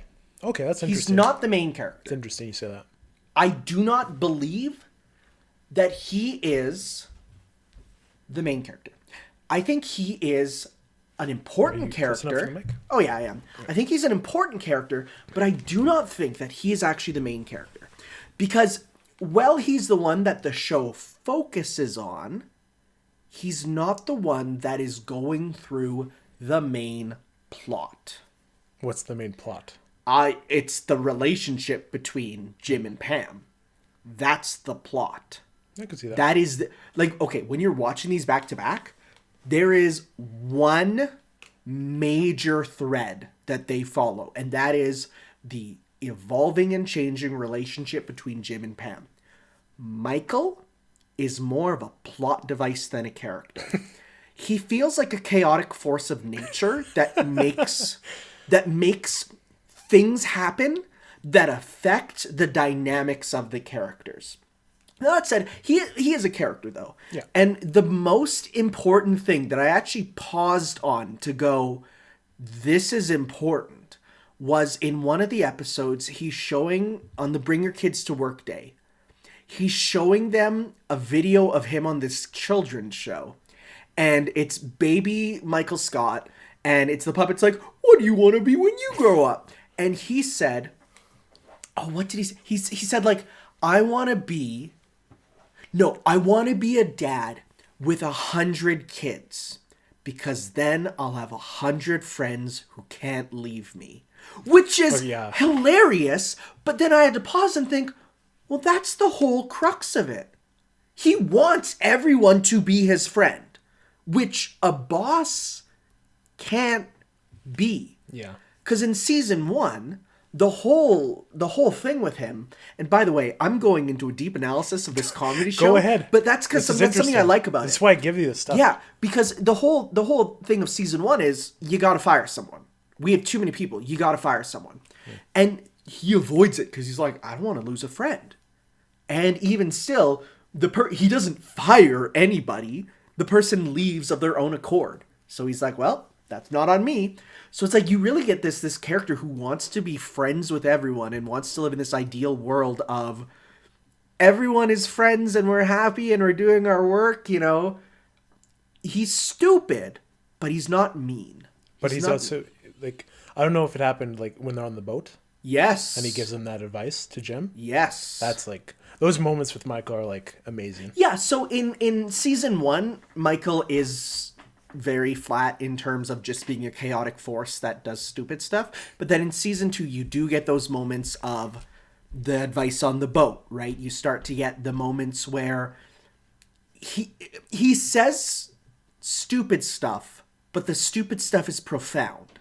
I mean, he even says, you know, from the mouths of babes comes gems, which is like, you know, the thing of like, you know, when kids, and that's why he's good with kids. Because he's like a kid. He is a man-child, not the type that plays the switch on the bus, but rather a man who has the ideology of a child, right? He very much wants everyone to be friends and wants to be in this perfect world and doesn't want to accept things that get in that way. And he will do anything he can to get around that, which leads to good situations and bad situations, right? He never feels like he does anything out of actually wanting to bring harm or shame or anything negative to people. Except Toby. Oh yeah, except Toby. Except Toby. That is true. That is true. You're right. That's true. Toby kind of has come in sometimes. But at the same time, it's like, yeah, because he does stupid stuff and says stupid things, but it always feels like coming from a good place. Like, when he's talking about when he invades the Women's Day thing, when it's like the Women's Day meeting where it's like, we're going to come together as sisters and no men allowed. We're going to have this meeting with all the women. And he's going in there and he's like, well, I'm going to be here to help you. And they're like, no. And he's not doing it out of anything other than, I want to help them. Also, the lady in there, I did have sex with at one point, and I kind of want to advance that relationship further. But again, that's like that childlike mentality, right? He's more stoked for the fact, and they didn't even have sex; they just slept by each other, and he's so stoked for the fact that they slept in the same bed. It's like a kid. We're like, oh, I slept with a girl, right? Like it's more of that than anything. Now here's the thing, though. He's a character that I view the same as Rick Sanchez. The people who are like, oh, me? I'm such a Michael. It's like, that's a bad thing. You don't want to say that. Yeah. Right? Well, he does everything good intentioned. He's still super racist. And like the whole last episode I watched was him being like, it was about him being like, you called our employee who might be gay a slur. He's like, yeah, well, when I was young, it wasn't a slur. You just used the word gay when something was stupid. And they're like, yeah, that's bad. And he's like, yeah, but it's not an insult. Or the episode where they do like the Oh yeah, they put the cards on the head. And yeah, because his intention is, we're gonna make it so that everyone gets out the racist connotations they have, so that we can all move past it. When in reality, he's making people say like, talk to me like I'm black, and it's like, why are you avoiding me, right? Or, you know, like, so it's, yeah, he has good intentions, but he's an idiot. He's an absolute idiot, and he definitely reminds me of any of those people who rise to power who honestly shouldn't have. So he's interesting. He's not as bad in season 1, though. In season 1, I'm like, this character kind of sucks because he's actually the worst. But then, yeah, come season 2, he does start to show the good stuff, right? The stuff that makes him... I see why people like him, but don't try to be him. Again, it's like the Fight Club thing. You don't want to be a Tyler Durden. That's a bad thing. Oh, yeah. Like, you don't want to be this character. You can like them. You can think what they do. You can understand what they do, but you don't want to be like them. That's a bad idea. Okay. Let's go next. I'm just looking through the episodes you did watch. Okay. This is the basketball episode. That was funny. The basketball one, we'll get to him soon, but when you see Dwight with the anime shirt, I'm going to type in Dwight's anime shirt because I need to read it out loud because it's so funny. Yeah, it's World Anime Expo, Philadelphia 2002. It's just, they don't even comment on it. It's just something he wears while playing the basketball, and nothing is said. And that's really funny, right? Because if it was a show like The Big Bang Theory, they would zoom in on it, and someone would go, "What are you wearing, Sheldon?" And he'd go, "This is my World Anime Expo shirt." Laugh track. It was in Philadelphia 2002. Zoom in on the Philadelphia 2002. Laugh track, right? That is stupid baby humor. The humor I like is the stuff that doesn't even get it, like sometimes not even acknowledged. Yeah, it's funnier to not acknowledge it. It's funnier to not acknowledge the fact that he has this anime. But sometimes it's funnier when someone does realize it's so ridiculous, like Jim. Yeah. We'll talk. Well, I mean, let's talk about Jim before Pam, because honestly, Jim is, in my eyes, The main character. Even when he moves away at the end of season 2, it still focuses on him a lot, and it still goes back to him. He feels like a character who is, so he's not 100% good. He still has flaws, and you can see that when he starts to realize that maybe his pranks were terrible on Dwight, even though they are hilarious and every single one is so funny. The one that really got me was, did he do the if that's ethnicity change one? No, but I've seen that one. I've seen that one though. I've seen that clip though, and I love that one. No, one of my favorites is the one where he's like, I kept putting pennies into his phone to make it get heavier and heavier each day. And then one day you took them all out, so he picked it up and whacked himself in the head with the phone. And like, just that mental image is so funny. I mean, the one where he puts all his office equipment in Jell-O. Yeah, oh yeah. Well, that one's like from the beginning. Yeah. That's one of the first ones, right? So it's interesting. Like, he's a character who goes through so many real emotional moments with this evolving relationship and trying to figure out, like, is it worth pursuing? And when he's trying to say, I just need to go on a vacation. To where? I don't know yet. It's going to be on the day to Pam's wedding, though. Yeah, he just needs to get away from it. He just needs to get away. And people are a bit like, are you sure about that? And he's like, I need to. And like, there's so much emotional turmoil in him. And yet, despite all this emotional stuff, he's still freaking hilarious, right? I love how he's a character who is almost the viewer as well. Yes, because he points out the ridiculous stuff that no one else does. Oh yeah, for sure. So yeah, even if all it is that one look at the camera, which that's is enough. It's enough, and it's affected. Even like when I've just first started watching The Office just on TV. Sometimes when a situation is stupid, you'll do the pretend to look at camera motion because it's just like, it's such a perfect symbol of like, take a look at this, right? He's so good. So definitely though, he's a character that you're rooting for, even if sometimes you're like, oh man, don't do that, So it's interesting. It's a character you're rooting for, but even though like they make mistakes or do things that you don't 100% agree with.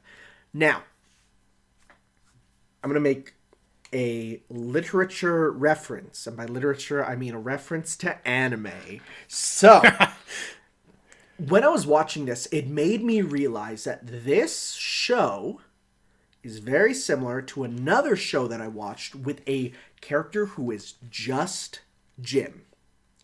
And that show is called Agretzko. So Agretzko similarly takes place in an office environment.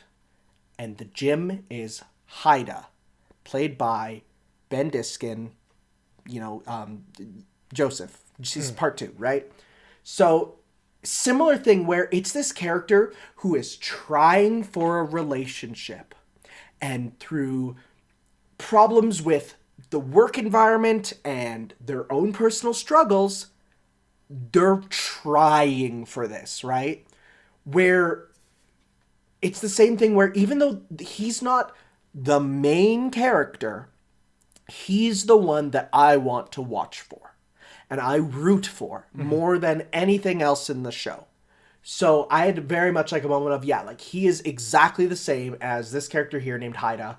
They're the same where they are just the straight man who's still funny, who also is there providing the emotional hook and is there to be generally a nice person, but still makes those mistakes along the way. So Jim is, by far my favorite character in the show. I mean, I feel like it's going to be that for a lot of people. Yeah, probably. Because I feel like, there's other characters that are good, they don't, if they're in a scene alone, the only character who in a scene alone I enjoy the most, it's Jim. Because, just for an example here, I know Dwight tried to get a spin-off show where it's Dwight as the main character on his farm. That would suck. Dwight doesn't work without the other people to play off him. Yeah. And a family of Dwights, it was called the Shroot Farm. And I remember seeing people talk about this. That wouldn't work because you need that thing to bounce off of. And you need the Jim to hold things together. So and Michael and just everyone. Yeah, for sure. And then, the second half to the equation is, of course, Pam, who is... She's very much and I'm avoiding reading the text parts, of course. Pam is, the counterpart. And oh my god, is she such a perfect match for Jim. What I just mean is the way they talk to each other, and the way they play off each other, and the way she helps his pranks, and the way that she has an off sense of humor in the same way Jim does. And they are so perfect for each other. So when I see her fiance is this Alberta boy trucker dude who I hate. Because I like that tweet you put on this morning. I absolutely hate these characters. We'll talk about the other one later. I hate Roy so much. He's just a problem. Right? Go click on Roy. Oh, wow. They all have their own individual pages. Oh, he doesn't even get a picture. That's weird. Okay, so Roy Anderson. He is this guy. Yeah. So he is gross. He is inconsiderate. I don't like Roy. And she kind of just goes along because it's been a thing for a long time. It's safe. It's safe. She doesn't want to disrupt the status quo of, hey, we're going to get married maybe one day. And even when they are supposed to go through with the wedding, it's canceled. And he's just like, yeah, because you got a DUI. And so that canceled the wedding. I think she broke up with me. I don't know. He's just so apathetic. And yeah, I really hate Roy. There's a reason he's on the villains wiki. I didn't see that. I just saw that. I'm like, yeah, that makes sense. Yeah, so definitely a character that Pam deserves better. And so when I see Pam and Jim together... I know it's I feel the same things Jim do. I know it shouldn't happen. She's supposed to be married to this guy, and it should have happened a long time ago, and it just keeps being pushed off. But even still, they don't. Pam and Roy don't belong together. Pam and Jim absolutely do. right? And that's the emotional crux that I kept wanting to watch for. The comedy helped, but I'm not... when I was watching the episodes, the reason I hit yes on Are You Still Watching The Office was not for the comedy, it was for the relationship. That's cool. So, for sure there. Other characters. Dwight. Oh boy. You gotta click on him. Dwight is a character that is another case of anybody who is like, I'm such a Dwight, it's like, that is not a good thing. This dude has problems. He's everything I fear when I'm given like a coworker who I know likes to report stuff to like management always, or like who you know are just weird. We can see why he's like the way he is. He wants to be in that manager position. Yes, and he works a bit too hard at it. He's a loser. He's a problem. But because he's in the office and other characters play off of him, that's why he's fun. On his own, I would hate Dwight. But when Dwight and Jim are in the same room, it's so freaking funny. I want to see him and like anyone else. Him and a lot of people, yeah.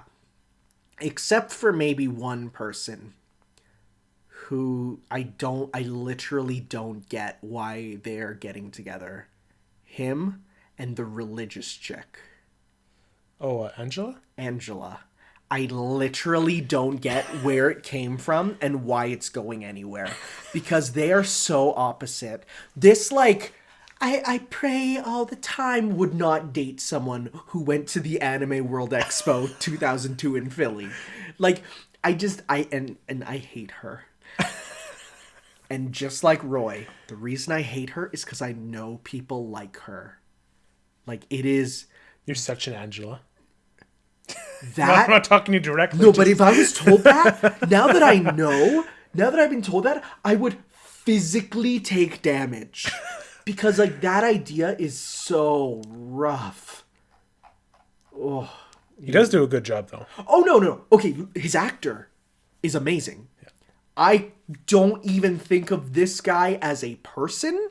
He is Dwight. Has he even acted in anything else? It's Rainn Wilson. He does a lot of stuff. Does he? I don't even know. He's in like a big movie coming up.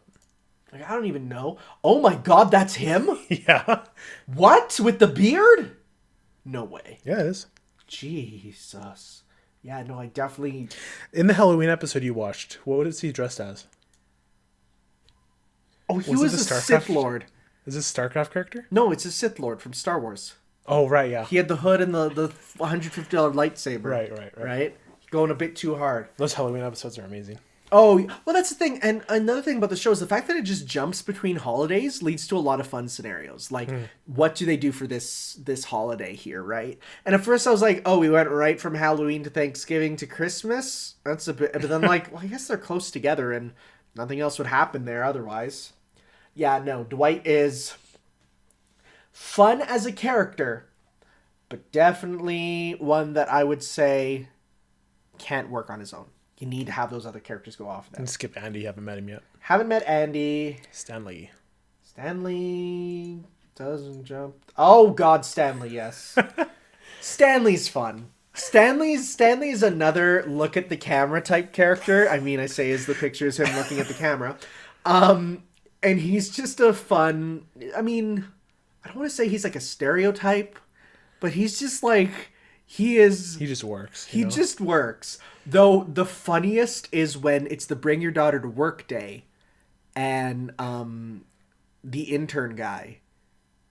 Who's the intern? Ryan? Oh, Ryan, yeah. So Ryan there, his daughter comes up and starts chatting up Ryan, right? And then he's ripping at Ryan. You stay away from my daughter. He screams at him. He screams at him, and Ryan's like, that is the most terrified I've been in my life. And go ahead. And it's just like you get those moments of the shell breaking, right? And like that's when he's enjoyable. Have you seen the part where it's like he's so closed off to like everything around him that they like when he goes into the office for a meeting and everyone's faced the wrong direction. No, I didn't. I didn't that's see that one such yet. a fun one. But even like saying that stuff, like I can perfectly imagine it, and it's great. Yeah.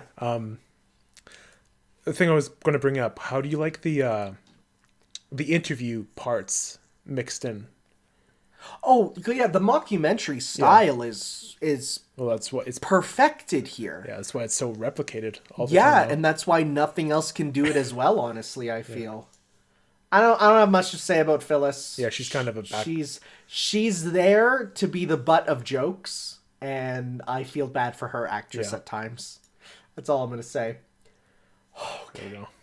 Yeah, Angela. Angela's a problem because she's a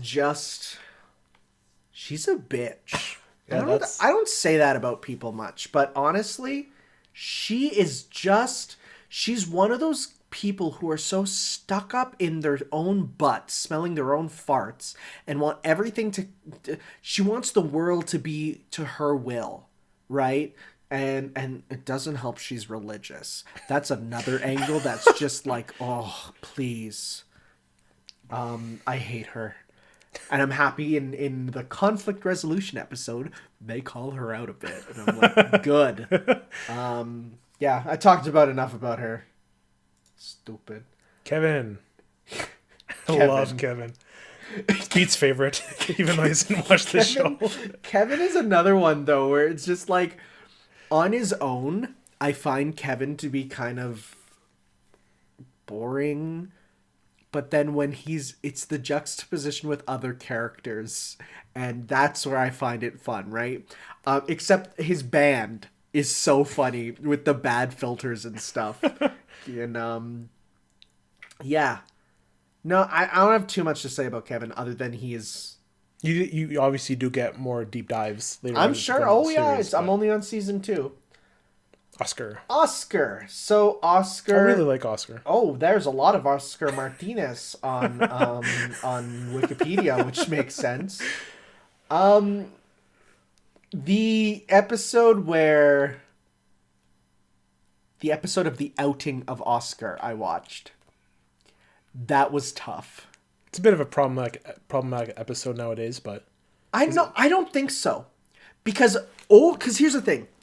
If you look at it where Michael is the main character, I'd say it is. Oh, yeah. But when you realize Michael is in the wrong and everyone calls him out on that multiple times, it's sort of like the thing where sometimes South Park will have Cartman do stuff that's problematic. That doesn't mean that the show agrees with Cartman, right? He's not actually the main character. Mm-hmm. Is he everyone's favorite? Yeah. Is he a focal point? Yeah. He's not the main character. And if everyone in the show disagrees with them, then that's not promoting that message. Yes. But Oscar as himself, what do you think? I actually don't remember him too much from any episode but that so far. Oh, yeah, he does get a lot more focus later on. In the beginning, he doesn't really appear too much, other than for a few jokes about him being the one Mexican in the office. He's kind of... He's not as tough as Toby is. Yeah. But he's also has that lighthearted side to him. Yeah, so I don't have too much to him other than that one episode was interesting.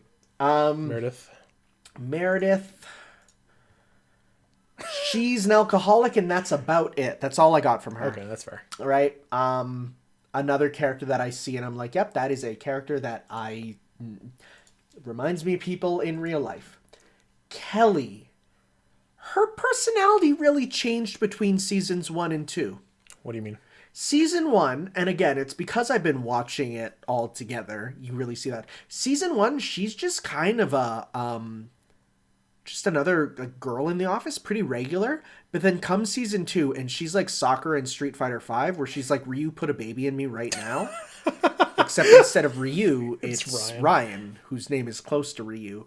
And so she's like, I want to get pregnant and have like 1 billion babies and we're going to live on this place. And Ryan's like, I don't know about that. You're pretty cute, but I don't know about the babies right now. Yes, and then she changed into like as it says there, like the chatterbox, and the sort of teeny character talking about the drama and stuff. She never shuts up, and in the episode where Jim gets what's that called? Jinxed. You owe me a soda, and he couldn't buy the soda, so she had to be quiet for the whole episode. And so he just stood there while she was yattering on and on. It's like, yeah, that's it. You won't stop her. Good though, good character. I like her. Let's see. Creed. Oh, I love Creed. Oh my god, his real name is Creed Bratton? Yeah. I was like, what type of name is Creed? Apparently his name. He's just played by the musician of the same name? Okay, Creed Bratton. Well, that's not his real name. He's actually William Charles. Okay. I didn't know he was a band guy. Okay, Creed. I don't have too much to say about Creed other than he says weird stuff every now and then. He's just kind of there, and then someone says something weird. Like people are like, Creed smells, and he's like, yes, because I have all these mung beans in my desk, and he pulls it out and he's like, they're smelly but they're nutritious. Or he'll be like, the gays don't bother me because I've slept with so many people. Some of them might have been dudes. I don't care. The gays don't bother me. It's just like, he'll say stuff, and then... What was his Halloween costume in that episode? I don't remember. Was it just him? Or was it was blood spatter? I think it was him with blood splatter, That's really good timing. That's another thing that just goes beyond. What are you talking about? Isn't there like blood on his face like during the Halloween, and he's just in the white attire? Yeah. And it goes to the interview, and he's like, that was really good timing. Oh, right, yeah. So it's like, this guy's a murderer. Yeah. No, he has some dark past times for sure. Okay, I never met Kelly. No. Ryan. At first, he felt very disposable in the first part where he's just there as the intern. But then as it went on, it says his roles expanded to that of a main character. Yeah, absolutely. He went from being just a guy who's there to be like kind of a straight man to being a very important character about, kind of filling in a role in the office when Jim leaves, and about, kind of being a slightly lesser Jim. A little bit. Yeah. Which is fine, because when Jim leaves, you need that. But, don't have too much to say about him. You can skip over Daryl. He's not really a... Ooh, Daryl? Daryl's fun, though. Yeah, he is. Daryl's fun. Daryl's terrifying. Again, other than that, Toby. okay, Toby's fun to dunk on. I think that's the last one. Yeah, he's pretty much the last one. He's just fun to dunk on, for sure. I like every time that Toby's like, okay, come on, guys, let's do this, and Michael just Dempsey rolls his plans, or he'll be like, yeah, I get so many. Oh yeah, when they go in the warehouse and they get caught by him. Yes. Get out. yeah. So, no. Okay, but Todd Packer is a problem too. Oh, he's terrible. He's a problem. That said, I'm happy that the show doesn't make light of the fact that he's a problem. Mm-hmm. Like, even Michael's like, even Michael gets to a point where he's like, buddy, that's too far. And the fact that you have Michael, who is he doesn't get social cues. The fact that you have Michael telling you to stop because of the social cues of the situation, that's how you know you screwed up. Yeah. Other than that, I don't see anyone else I really know, so I think we are good there. Overall, it show's really funny, but it does have a good heart to it. Mm-hmm. And that is what you stick around for, is the heart. Now, that said, if you form your entire life around The Office and references to The Office, please get something else. It's like Friends, where it's like you can't just always be talking about Friends. You can't just be saying this is like that time on Friends. Please. You need to do a bit more. Are you going to keep watching it? Or? Oh, yeah. This is the best show for Hyrule Warriors. This and Hyrule Warriors is, like, literally, cup of coffee. Hyrule Warriors. The Office on. You're living the life. It is. Oh, and blankie mode activated. Blankie mode? Full blankie. I am at peace. It's good. And it is so nice. It's become my nightly thing to just be like, all right. Are you open to more sitcoms in the future? I like because there are I more like sitcoms. I would try and avoid any though that are.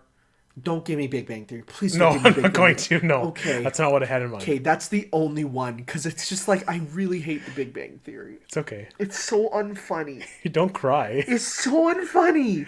Playing Mario 64 in an emulator is not a joke. There are some like when I'm on Facebook, some clips come up and I watch them. I just saw the Sheldon mitosis was posted to our Discord, and I'm like, there's a scene where Sheldon asexually reproduces. What? Did you watch that? No. I'm gonna show you it right now. It's like 30 seconds. Sheldon mitosis. It's like a minute long. No, go away. Okay, it's like a minute long. It's so freaking funny. I like the Windows Movie Maker text. Okay, I'm gonna play with the audio. Pad Thai, please. Sheldon, you've already had 4 servings. You might want to slow down a bit, buddy. Just one more bite. That's not a joke. Don't laugh there. Sheldon? He's shaking. Sheldon, are you okay? I'm just so full. And he divides into 2. See, if it didn't do the immediate jump cut to it being a dream, it would be way funnier though to just sit on the fact that he divided into 2 for like a minute. That's funny. But even in that clip, there was things. Even in that clip, there was things. I'm like, that's not a joke. That's not funny. Why are you laughing? I can't believe we ended on Big Bang Theory with that. Frick, we did. Anyways, let's talk about something good. Weathering with You. I hate you. What? I hate you. Why? This movie destroyed me. As much as Your Name? Yeah. Really? It did. Wow. Yeah. Really? But I don't think it's as good as Your Name. I had to think about that for a while. That's generally what people agree. Yeah. And when I got out of it, I came out saying that was really good, but it didn't hit me as hard as Your Name. Because that one ruined me and my sister. Man, that scene in the hotel room with all that. Oh, fuck. Oh, it's by the way, we are gonna talk a bit about spoilers for Weathering with You. So if you have not seen it and want to, I would definitely recommend probably stopping now. You're not gonna miss too much for the rest of the podcast. We just have a few more things to talk about. But I'd highly recommend you check out this movie if you are slightly interested, especially if you like Your Name. We're not gonna reveal anything right now, but let's just say if you like Your Name, this is a must see. Yes. Yes. Absolutely. So. Okay. So how about the Your Name sequel that you didn't know existed? So I looked it up in a bunch, and it's mostly like Tokyo should have been underwater by the time Your Name ended. So people just think it's like an alternate universe type thing. Yeah, okay. Where that happened instead of this, Yeah. So, but like when her face was kind of covered by the sign, I'm like, okay, this character is obviously important, and I should be like paying attention to them. And when I saw the red band, I'm like, oh wow, that's her. Yep. I didn't recognize Tati though. Taki. I recognized him right away because I'm like, that's him. That's he looks the same because he's at the same age when he was in Your Name pretty much, whereas she's now an adult because, I mean, again, the twist of Your Name is that there's the time differential, right? Yeah. But yeah, what's his name? He has a complicated name. The main character? You can probably flip to the back and it'll say. Oh my god, it's not the same. Oh. Haruka. He's very, typical. Like, I like he has a bit more character development than your average anime protagonist. Yes. For sure, I'd say. He has a lot of, like, family troubles, like running away from home, like, trying to, like, support himself with funds and everything. And, like, his like basic outlook on life and like all that kind of stuff, and then he meets the K and B crew, which basically I hate that like every character is just Dojima now in my mind. No, but that's fine because it's that archetype of almost like the uncle, right? Yeah. You get that uncle stereotype. Yeah. And what you thought was his girlfriend is Or not. mistress. His mistress, it's not. And I like how they like focus on that. I was like, why do you think that was the thing? And they get mad at him. They're like, it's so gross. Why would you say that? Did you watch dub or sub? Dub. Okay, just checking. It was good. The dub was good. I didn't know Alison Brie was in it. She's yeah. Isn't she? I didn't even recognize her voice. But doesn't she do a lot of anime? No. What are you talking about? You sure? She's in Community. Wait, really? What? Alison Brie. Okay, let's see. And she's here. in Disaster Artist too. Film. Okay. She's Unikitty. Okay, Disaster Artist. She's Amber in there. You're right. You're right. Huh. Yeah, I never put that. So wait, is she? Is She it? does a lot of stuff. She does. She's in BoJack Horseman. I thought she did a lot of anime. Or am I thinking of another? I'm probably thinking of another Allison. Probably. But then the second main character comes. Just gonna bring up the cast there so that you can get a beat. Oh, hell. Rotten Tomatoes, behind the voice actors is probably the best one. Sure. It says it's Allison. Oh no, there you are. Yeah, she's Allison Brie. You're right. Oh, okay. Yeah. So her name is second on the thing, so that's what makes me think it's. Yeah, you're right. Because Hina there Hina. is voiced by Ashley Boetcher, who's Alette in Kingdom Hearts. That's her only big role. Wow, she's pretty up and coming then. Interesting. Oh, not the leap. Oh wow, why aren't the main characters on the title of this? Probably because they're Children. They're pretty small. Brandon Engman, literally, this is his only role. Okay. Wow. Yeah. Interesting. Huh. Okay. Okay. Let's see. Okay, I'm gonna address the big thing because a lot of people don't like the ending.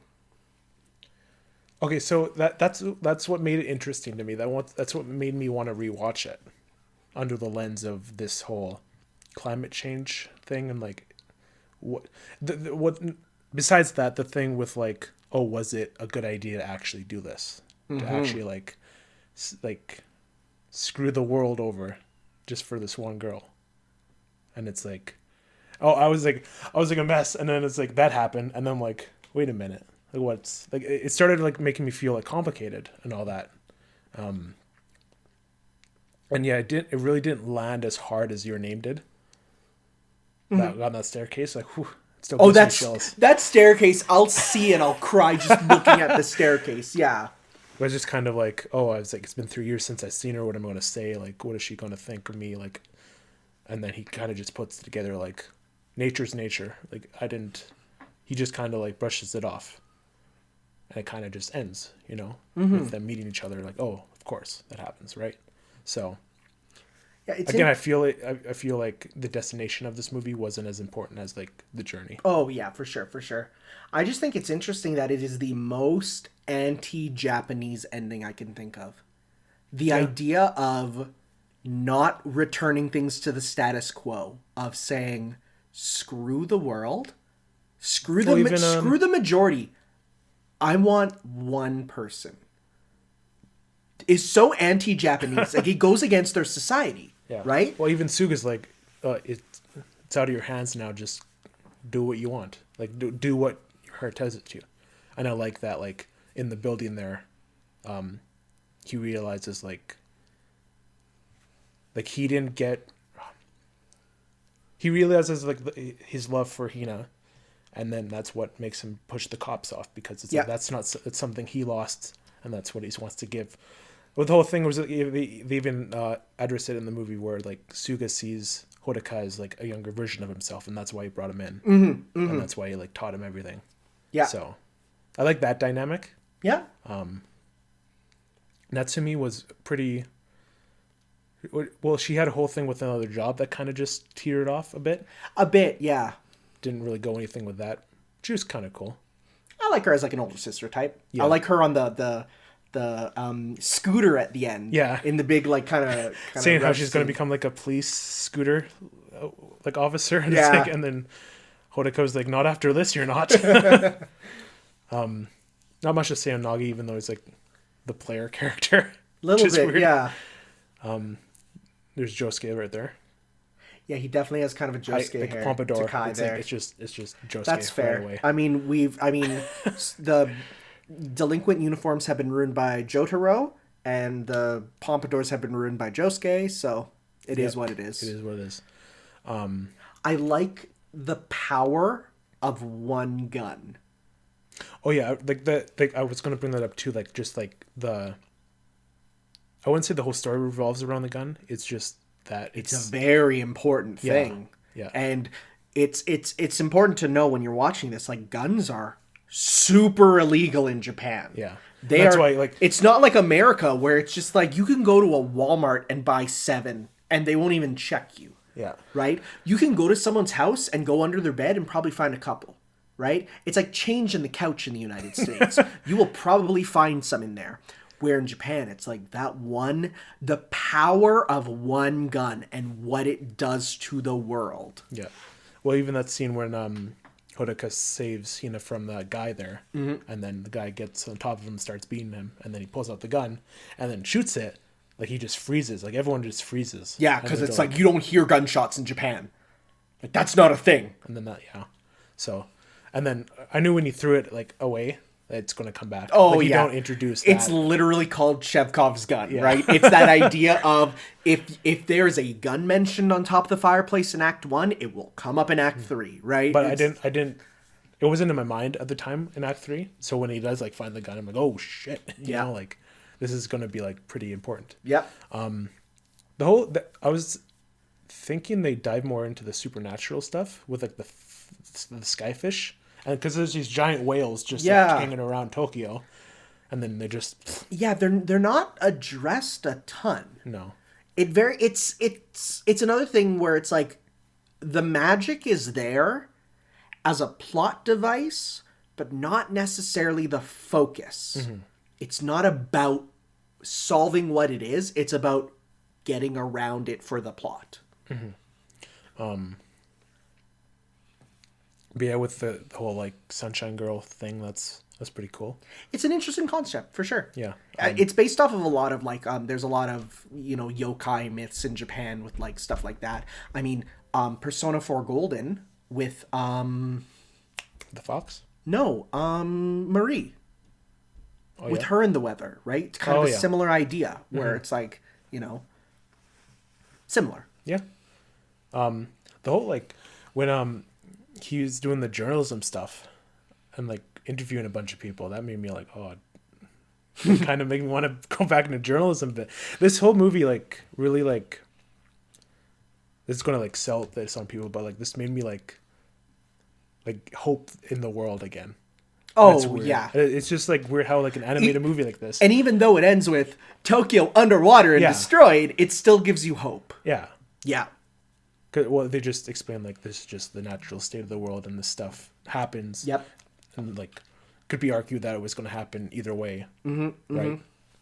Because with the whole thing with like the god stuff and all that too, that was like above the spiritual or like the sky stuff. Yeah. This whole like water girl thing and there's a little bit of like how she's going to die or something. Yeah, there's a bit of the Shintoism there with like trying. If you don't know it, you can still enjoy the movie, but if you have that sort of knowledge of the idea of the hierarchy in Japanese, their hierarchy of gods, if you will, it definitely makes it go like a bit more interesting. Mm-hmm. But man, that hotel room scene. Oh, it's so rough. I hate it. So here's the thing. I love it, but when I was talking about Rascal Does Not Dream of Bunny Girl Senpai, there is literally a scene exactly the same where the two of them, the girl who's disappearing and the main character, run away together and they go to a hotel room. And I said to myself, I swear to God, if he wakes up and she's gone. And here's the thing. No, it's not even when she's gone. It's when they're like hugging each other and crying. Yeah. Because they know they're not going to be Right? together. It's But here's the thing. Nothing happens. And I'm like, I've never been so happy that nothing happened in a hotel room. Man. So good. So good. Are they going to come out with a collection of these movies? Because they're going to watch the other ones now. Well, there's only, I think, 2 more Isn't there like 10? Makoto Shinkai movies? Like I looked at Makoto Shinkai movies and like a whole list came up. Maybe it was just movies he was involved in. Yeah, because he didn't make all of them. Because we're looking at the ones that he specifically directed mostly. Oh, okay. So these are them where he's like, so he's an animator too, right? But he's also a director. He's a director on Lost. You're right. Oh, he's making another one. Yeah. Because I've heard The Garden of Words is another one. Because here's the thing. All of his movies, like, kind of tie into the last one. Because Weathering With You has the characters from Your Name.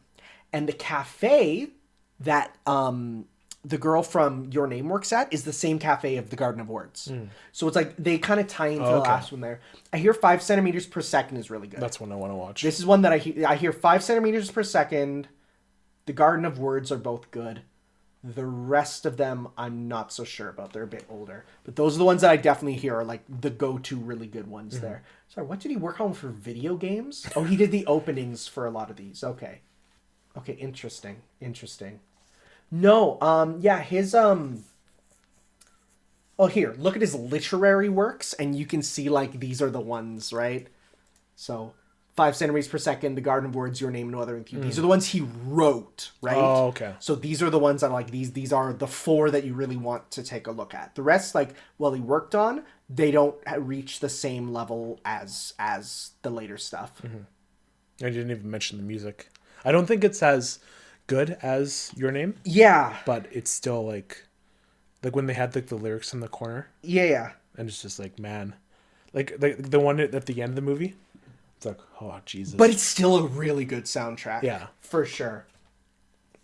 But So overall, you'd say you enjoyed it? oh, I loved it. Oh, Makoto, he's one of those directors. Like, I need to buy these movies. Yeah, but he's one of those directors like you can show to even a non-anime fan, and they're still just great films for sure. Oh, getting goosebumps right now thinking about it. I'm a bit sad I didn't get the collector's edition for Your Name though, because it comes with the soundtrack, and that's a good soundtrack. I hear you clicking on your phone there. I'll just turn down the volume. Okay. Is it something important? Might be. Okay. Oh, is it for the next foreign exchange? It might be, yeah. Okay. Because we're moving on to that right away. So, I think, with that said, let's start talking about what our next foreign exchange is going to be. All right. Okay. Okay. I want you to go first. Okay. Is mine a long one? Or is it like a movie? It's a game. Okay. It's a game. So, obviously, you don't have to play. You won't play for a super, super long time. Okay. I have one. Okay. So it's one both of us are going to have to buy. Okay. It's $15. Okay. It's very popular right now. Okay. It's one I have no idea what it is. In terms of like, I haven't played it. Okay. I've only heard of it. Okay. And I feel like it's appropriate for the time period. And I would love to see, and it's something we can play online together. Okay. It's co-op, I think. And it's something that I think would be enjoyable in the end. What system? It's Steam. Steam, okay. Yeah, it's PC. Because I have Among Us. No. I have... Frick. Is it a new thing? Yes. It's something that's taken the Steam era by storm. What could that be then? Because I'm pretty sure I've been on a lot of those games that people have been on about. Vinny's played it. Vinny's played it? So that's like a mark of... Is that 7 Days to Die? Nope. Okay, because I don't know anything about that game. I don't... It's a horror game. Oh, no. And I said, Oh, that Phantasmagoria or whatever? yeah, Phantasmophobia. So I don't know what this is. it's a co-op ghost game where the gimmick is you can see the other screens on your screen, so when they get scared, you can see it. Wait, what? So it is a... So you can like see. Oh god, I'm not playing this in VR. Oh no. I'm not playing that in VR. I can barely handle regular stuff in VR, let alone horror in VR. Okay, that's interesting. But since it's almost Halloween Since time, it's spooky time. spooky time, we can try Okay. this out. It's only $15. Okay. Vinny's played it, so it's It's currently overwhelmingly positive. yep. So, okay. Sounds good. Okay. So we'll have to Organize a time organize and... a time and yeah. Sure. Sounds good. And I think it's 4 players. So who, if you're listening to this, See about some of our Discord? Discord members or some other people. We'll see. Yeah, okay. all right. Okay. Mine's also horror, but of a different kind. Fatal Frame. No. I was hoping it was. I was hoping to be right, like right away. I'm like, No. wow. It is horror. That's a game. It's on PS4. It is available on multiple systems. However, I would recommend, because you have a good one, getting the PC version. Okay. Okay. So it's on Steam. I'm not 100% sure what it's on. I just know it's... No, it's not Five Nights at Freddy's. I just know it's on PC. I'm not sure what exact... It's a Japanese horror game. I didn't say the genre was horror, but there is horror elements. Yeah, I have no guesses yet. To give me something else. It is something that both of us have talked about in this in our weeks. Is it going to spoil it if I scroll up? It will.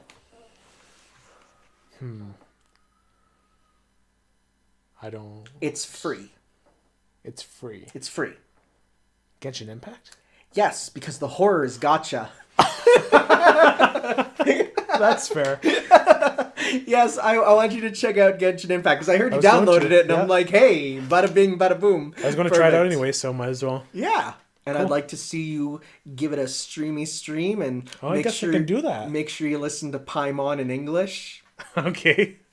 Sure. Yeah. See how you feel, because I think as a Breath of the Wild fan, it'll be definitely interesting to see. Don't play it on PS4. Oh, I'm not going to. The performance is rough. I've looked into it before, and they said like PC version is like the yeah. optimal way. Oh, for sure.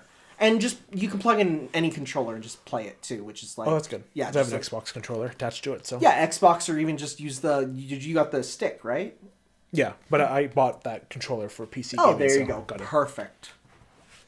All right. Okay. Do you like how I worked in the horror there? That was nice. Yeah. Because I was expecting like a horror game, but I know at the same time I'm like, you don't really dabble in horror too much, so Well, it's like you don't know about the guy who spent $10,000 trying to spin for his waifu. oh my god. I don't even get it. How can she be your waifu? It's like not even a popular franchise. Well, you can. Well, doesn't even be popular. Be your waifu. But I feel like for Just because your waifu No, is listen. from a popular No, listen. IP doesn't No, mean no. it has to be. for someone to be a waifu, I feel like it goes just beyond yo, that's hot.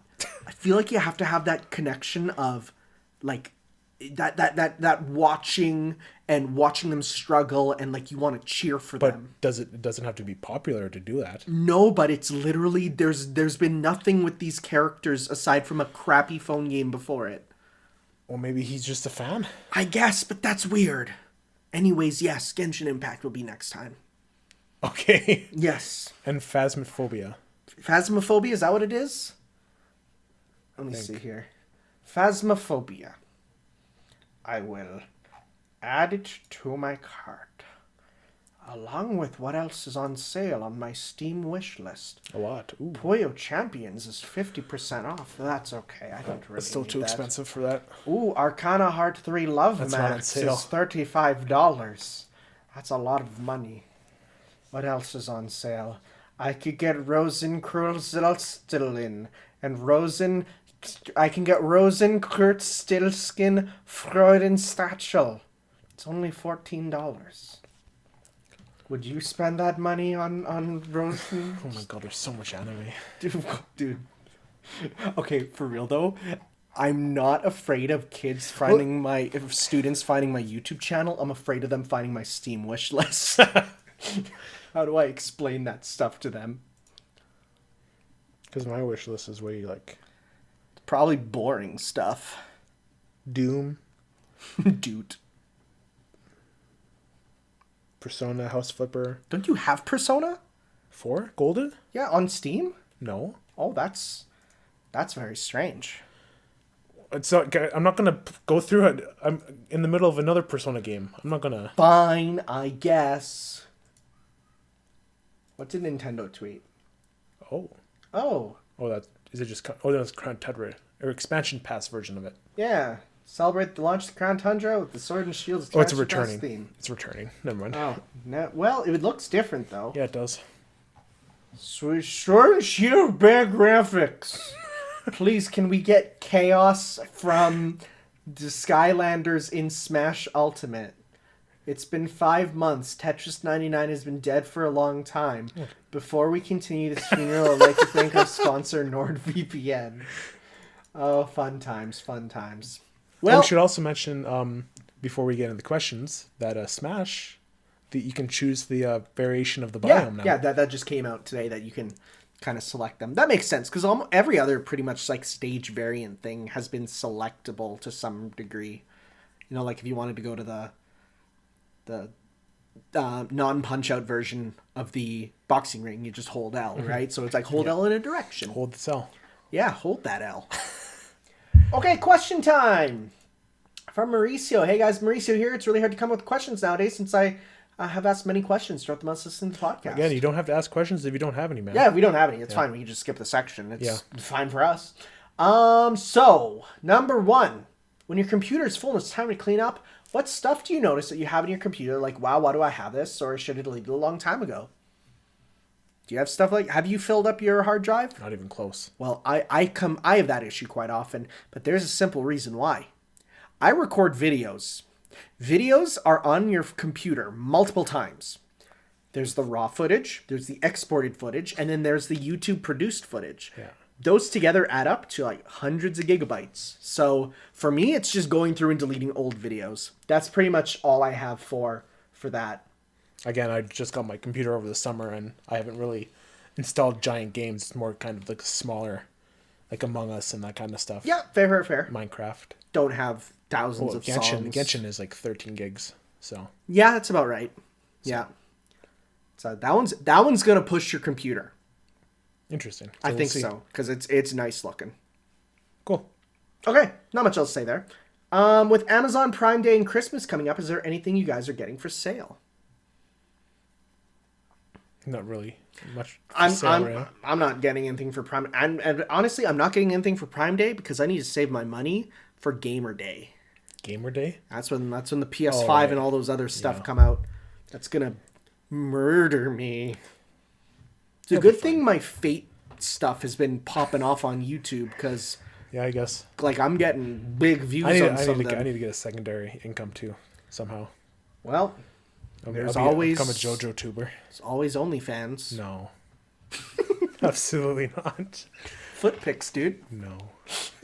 You could do like foot pics. I was watching the HC podcast, and they found a chiropractor that has an OnlyFans. Oh. Yeah, he's Okay. not a real chiropractor. Oh. He's one of those people who like practices chiropractic, but isn't actually suited for it. Like when I was in high school junior high, and the girl I was dating asked for a massage. We're doing The air quotes Air every time. quotes. Yeah, I feel like you can hear that though. So yeah. Yeah. The pauses. yeah. That was the last time I touched a woman.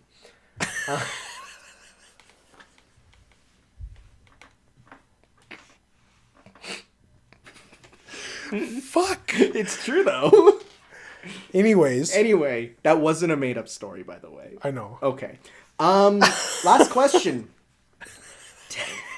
Tanner, Have you seen those clips on Twitter for people who found how to make KH3 into Devil May Cry with 0 delay weapon switching and combo resets? I have not.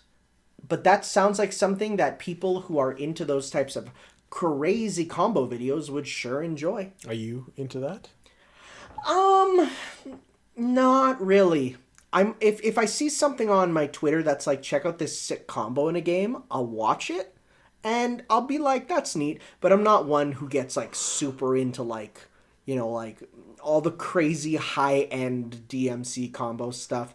I don't know what half of it is, The craziest thing I know is the Durga Kilgore combo in Bayonetta. And only because that is the easiest way to get a bajillion halos. Do you know what that is? You put Durga on your feet. That's like the claws, right? You put the claws on your feet and you do a certain combo. It's like light, heavy, heavy. And they do like the kicks. Like the Chun-Li, it makes Bayonetta do the Chun-Li lightning kicks. But then what you do is when you're doing the Chun-Li lightning kicks, you switch weapons to Kilgore, the rocket launchers. So now, every time you kick, you're launching about 10 rockets. And so you're doing Chun-Li rapid kicks and sending out 10 rockets per kick. Wow. It murders bosses, instantly fills up the combo counter to maximum, and gives you a crap ton of halos. Okay. So I learned that one because if you're trying to get some of those late game item stuff, it's the only way. And you just redo, I think, chapter 4. It's the one before you fight the dragon boss, but the one when the dragon puts his head into the church and you're like fighting him with the church flying up and stuff. Yeah. You just do that combo, and in that small room with the dragon head, you not only nearly instantly kill him, but you get the combo meter maxed out, and you get like because you're guaranteed pure platinum from that. You get a ton of halos. So I know that, but that's only because it's the best way to grind. Like any of the other stuff, not so much. But yeah, that sounds like a really good way to make a lot of people like KH3's combat a bit more, because I know they don't like the combat of KH3 too much. But having the weapon switching is pretty cool. So Cool. Okay. All right. Well, looks like we're almost ready to call it. But then Well, you have something too? Why? So during our break, Oh, okay. You're talking about I showed Adrian episode 22 of Fate Apocrypha, which has the ridiculous animation. And I would just like to ask, do you have anything to say about that? Because, I mean, I let it mostly out in my video. just a lot of flashy things. A lot of flashy, big, stupid stuff, huh? Yeah.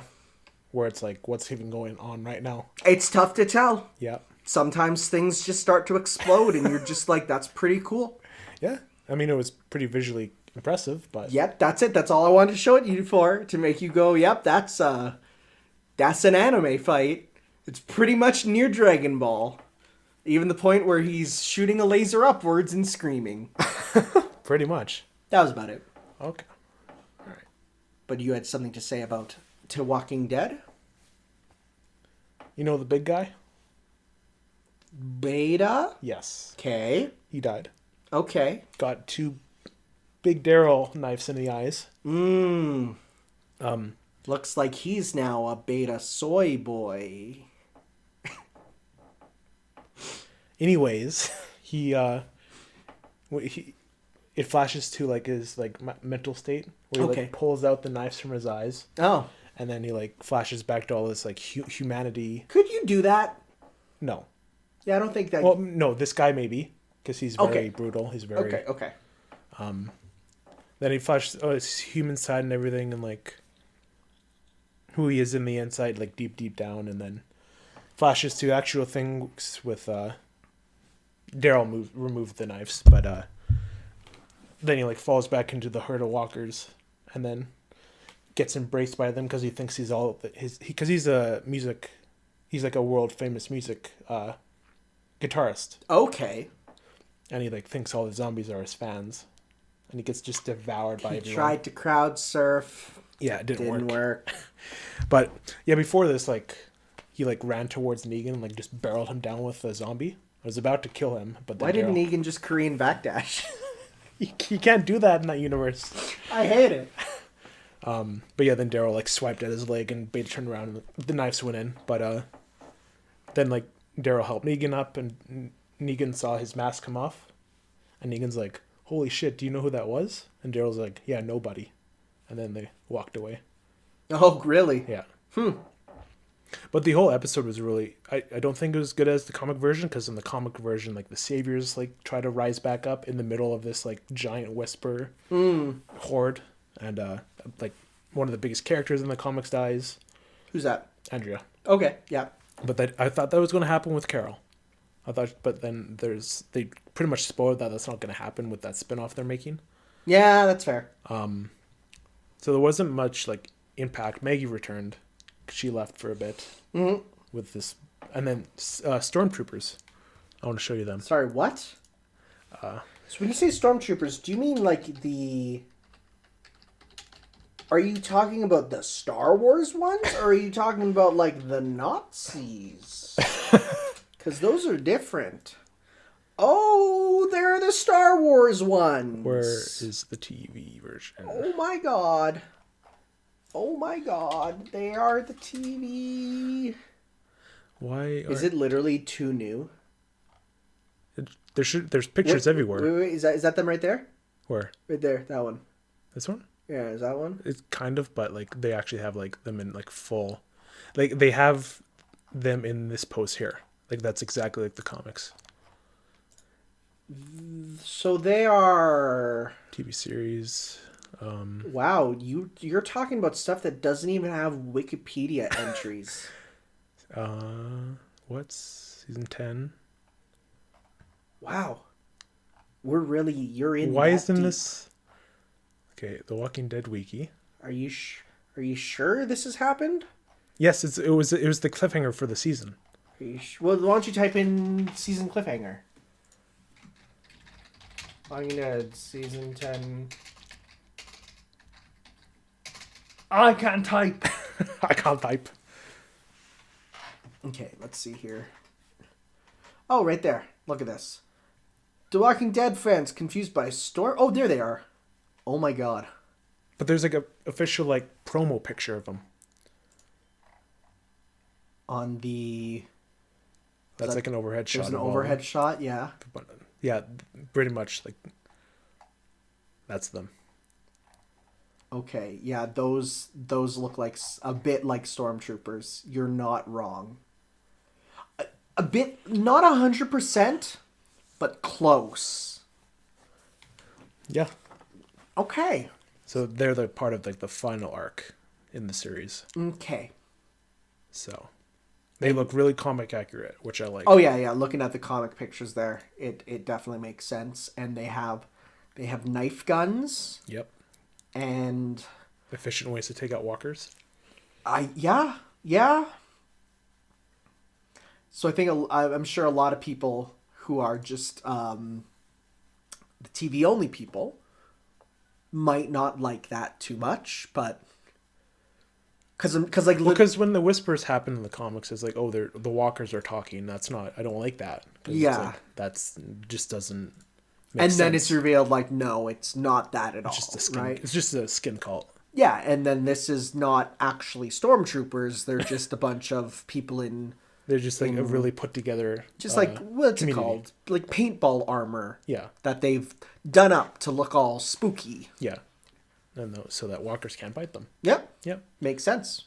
But yeah, there was a really cool scene where they have to go through the herd to get out, and like there was whispers in the thing, and as whispers are getting close to the like Daryl and all them, like there's people in the building like sniping them from the building. Mm-hmm. So that was like a really cool scene. And then there was a scene where they got rid of all the walkers off a cliff, and then Lydia, I think. Yeah. She threw Alpha's mask off the thing, and there was a really cool visual of her mask symbolically falling off the cliff. And who was Alpha under the mask? It was the bald lady. Yeah, but was she a celebrity secretly too? No. She's just a crazy lady. Okay. Yeah. Okay. Well, the cat ladies have to go somewhere in the apocalypse, you know? The cat ladies? Yeah, like the crazy cat ladies. Yeah, she'd probably be one. Yeah. She did decapitate like 9 people. Yeah, but they're not cats. No. She wouldn't decapitate cats, No. but people, whatever. Yeah. They get in the way of Mittens' fur balls or whatever. Yeah. Or Yeah. like her daughter. Yeah. Either or. Either or. Fur babies. I hate that term so much. Fur babies? People are like, I have several fur babies. It's like, stop. Just call them pets. But that's too, that's not personal enough. Yes, I guess. Yeah. You're right. All right. Okay, so when we come back next time, we will be talking about Minecraft Steve. Minecraft Steve. New Jajolian, by the way. It's coming back Oh, at yes. the end of the week. Yes. One Piece will be back too, and there's some good stuff going on there, so I'm enjoying that. Some spooks with Phantasphobia. Yes, and some spooks with you putting in money into gacha. I won't. You sure? Yeah. It's not going to hook me that much. It won't. It won't. And what else? Where's your calendar? It's in my calendar. Because the next time will probably be around the 26th or so. Around there. We'll see. Depending on how things go. We'll have to see. Yeah. Getting ready for some Halloween-y stuff. Yeah, spookies. Not too much this year, though. No. Like, my mom, even when she was going out to buy some stuff for Thanksgiving, she was like, there's, like, no Halloween stuff out. Well, yeah. It's all Christmas already.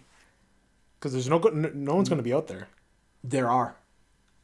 I guess like, it's not going to be nearly as busy, though. No, but there still are. There's people who are like, my child will cry and scream, so please give him candy. And people are like, no. What? And there's people like, I'm just going to put out a bowl of candy, and if it gets all taken by one stupid kid, whatever. Yeah. They're like, but my child needs to ensure that he gets 2 Kit Kats per house. It's like, shut up. People don't actually do that. Oh, yeah. But then there's ones that made tubes that they just like, they put a tube down their window and they just literally, when a kid walks by, they say, put your bag there, and then they drop the candy through the tube. Huh. People are already getting their candy tubes ready. Looks real fun. Can you imagine though? It's like you do that, but like drop like nails down there.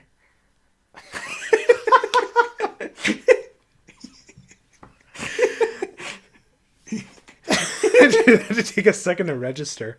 Why are you trying to show me a picture of The Last of Us 2? It's on sale for $50 at Walmart. Who cares? When I asked Nino, like, what should I give Tanner today? And he's like, The Last of Us Part 2. And he just kidding. Oh. I would never. Even if, like, I wanted you to, like, try it, like, the beginning hours of the game are so, like, boring. Yeah, I've heard. So, like, you wouldn't enjoy it at Bro, all. it gets better at hour 30. Yeah. One Piece gets better at chapter 900. Oh, no, One Piece starts good. That's the thing. That's why it's fine. It starts But why good. do they make a meme of it? Because people so don't... long? No, just because it's long. I mean, it's almost at chapter 1,000. Of course. And people are like, is that going to be a big one? Or is it just going to be like another chapter? Have you seen the JoJo spines for the parts? No. Like it's only in Japan, but like whenever a new volume comes out, there's a new character or stand. Oh, no, I didn't see that, no. Yeah, so like near the end of the stories, they have like the main antagonists show up. So obviously. is that happening in JoJolian? Like Toru's on it now, and Wonder View is. Okay. So, but it's still not sure. Like, is this the main villain? Yeah, we don't know. Pretty sure it's Kato, but So that's the thing where it's like with Japan, because they just literally, they publish it themselves. They don't worry about like the designs changing, because it's just like it's been by Shonen Jump the whole time, where with us it's like it's jumped people publishing it. So okay, time for dessert. We're gonna go for some dessert. It's that. Oh yeah, So I saw that now- on the right now it's- wiki there. So yeah, we're going up for dessert. So I hope you all have an awesome day or night or whenever you're listening to Or this. in between. Who knows? You are Schrodinger's cat right Yes. now. Listen to this podcast It's because you true. can't see us. We don't exist. Yeah, we don't exist, and you don't exist. Right now, they don't exist. No, they don't. Nobody is observing this yet. So until it's observed, the time doesn't change. And we'll be long gone Yep. from this podcast. Yeah, that is what it is. So we will see you all for that in 2 weeks' time. Same Not next podcast place, same Fingers- podcast channel. Fingers crossed. Fingers crossed. that neither of us get hit with a big bout of the Rona. Nope. And if it is, we'll do it online because we can do that again. Click, click. Click, and oh yeah, there was a lot of clicking on that one. But also Adrian ASMR, as people said. So is it actually people actually? Oh, people said that because you're quiet, right? And because when you're speaking into just the headset and stuff, you're just kind of talking like this. So was I? Oh yeah. People are like, it's Adrian ASMR. Okay, cool. So hope you. I thought people would hate that. Oh well, no, some did. Well, I'm glad some people did like it. Yes. I'm still surprised how many people listen to this. Yeah. Or just stupid ramblings. That's what we do. Okay, I really want that cake. Let's get going. Cake. Oh yeah, I guess. Cake for Kai, pie for me, banana cream. You're welcome. Banana Slammer, Donkey Kong. Bye-bye.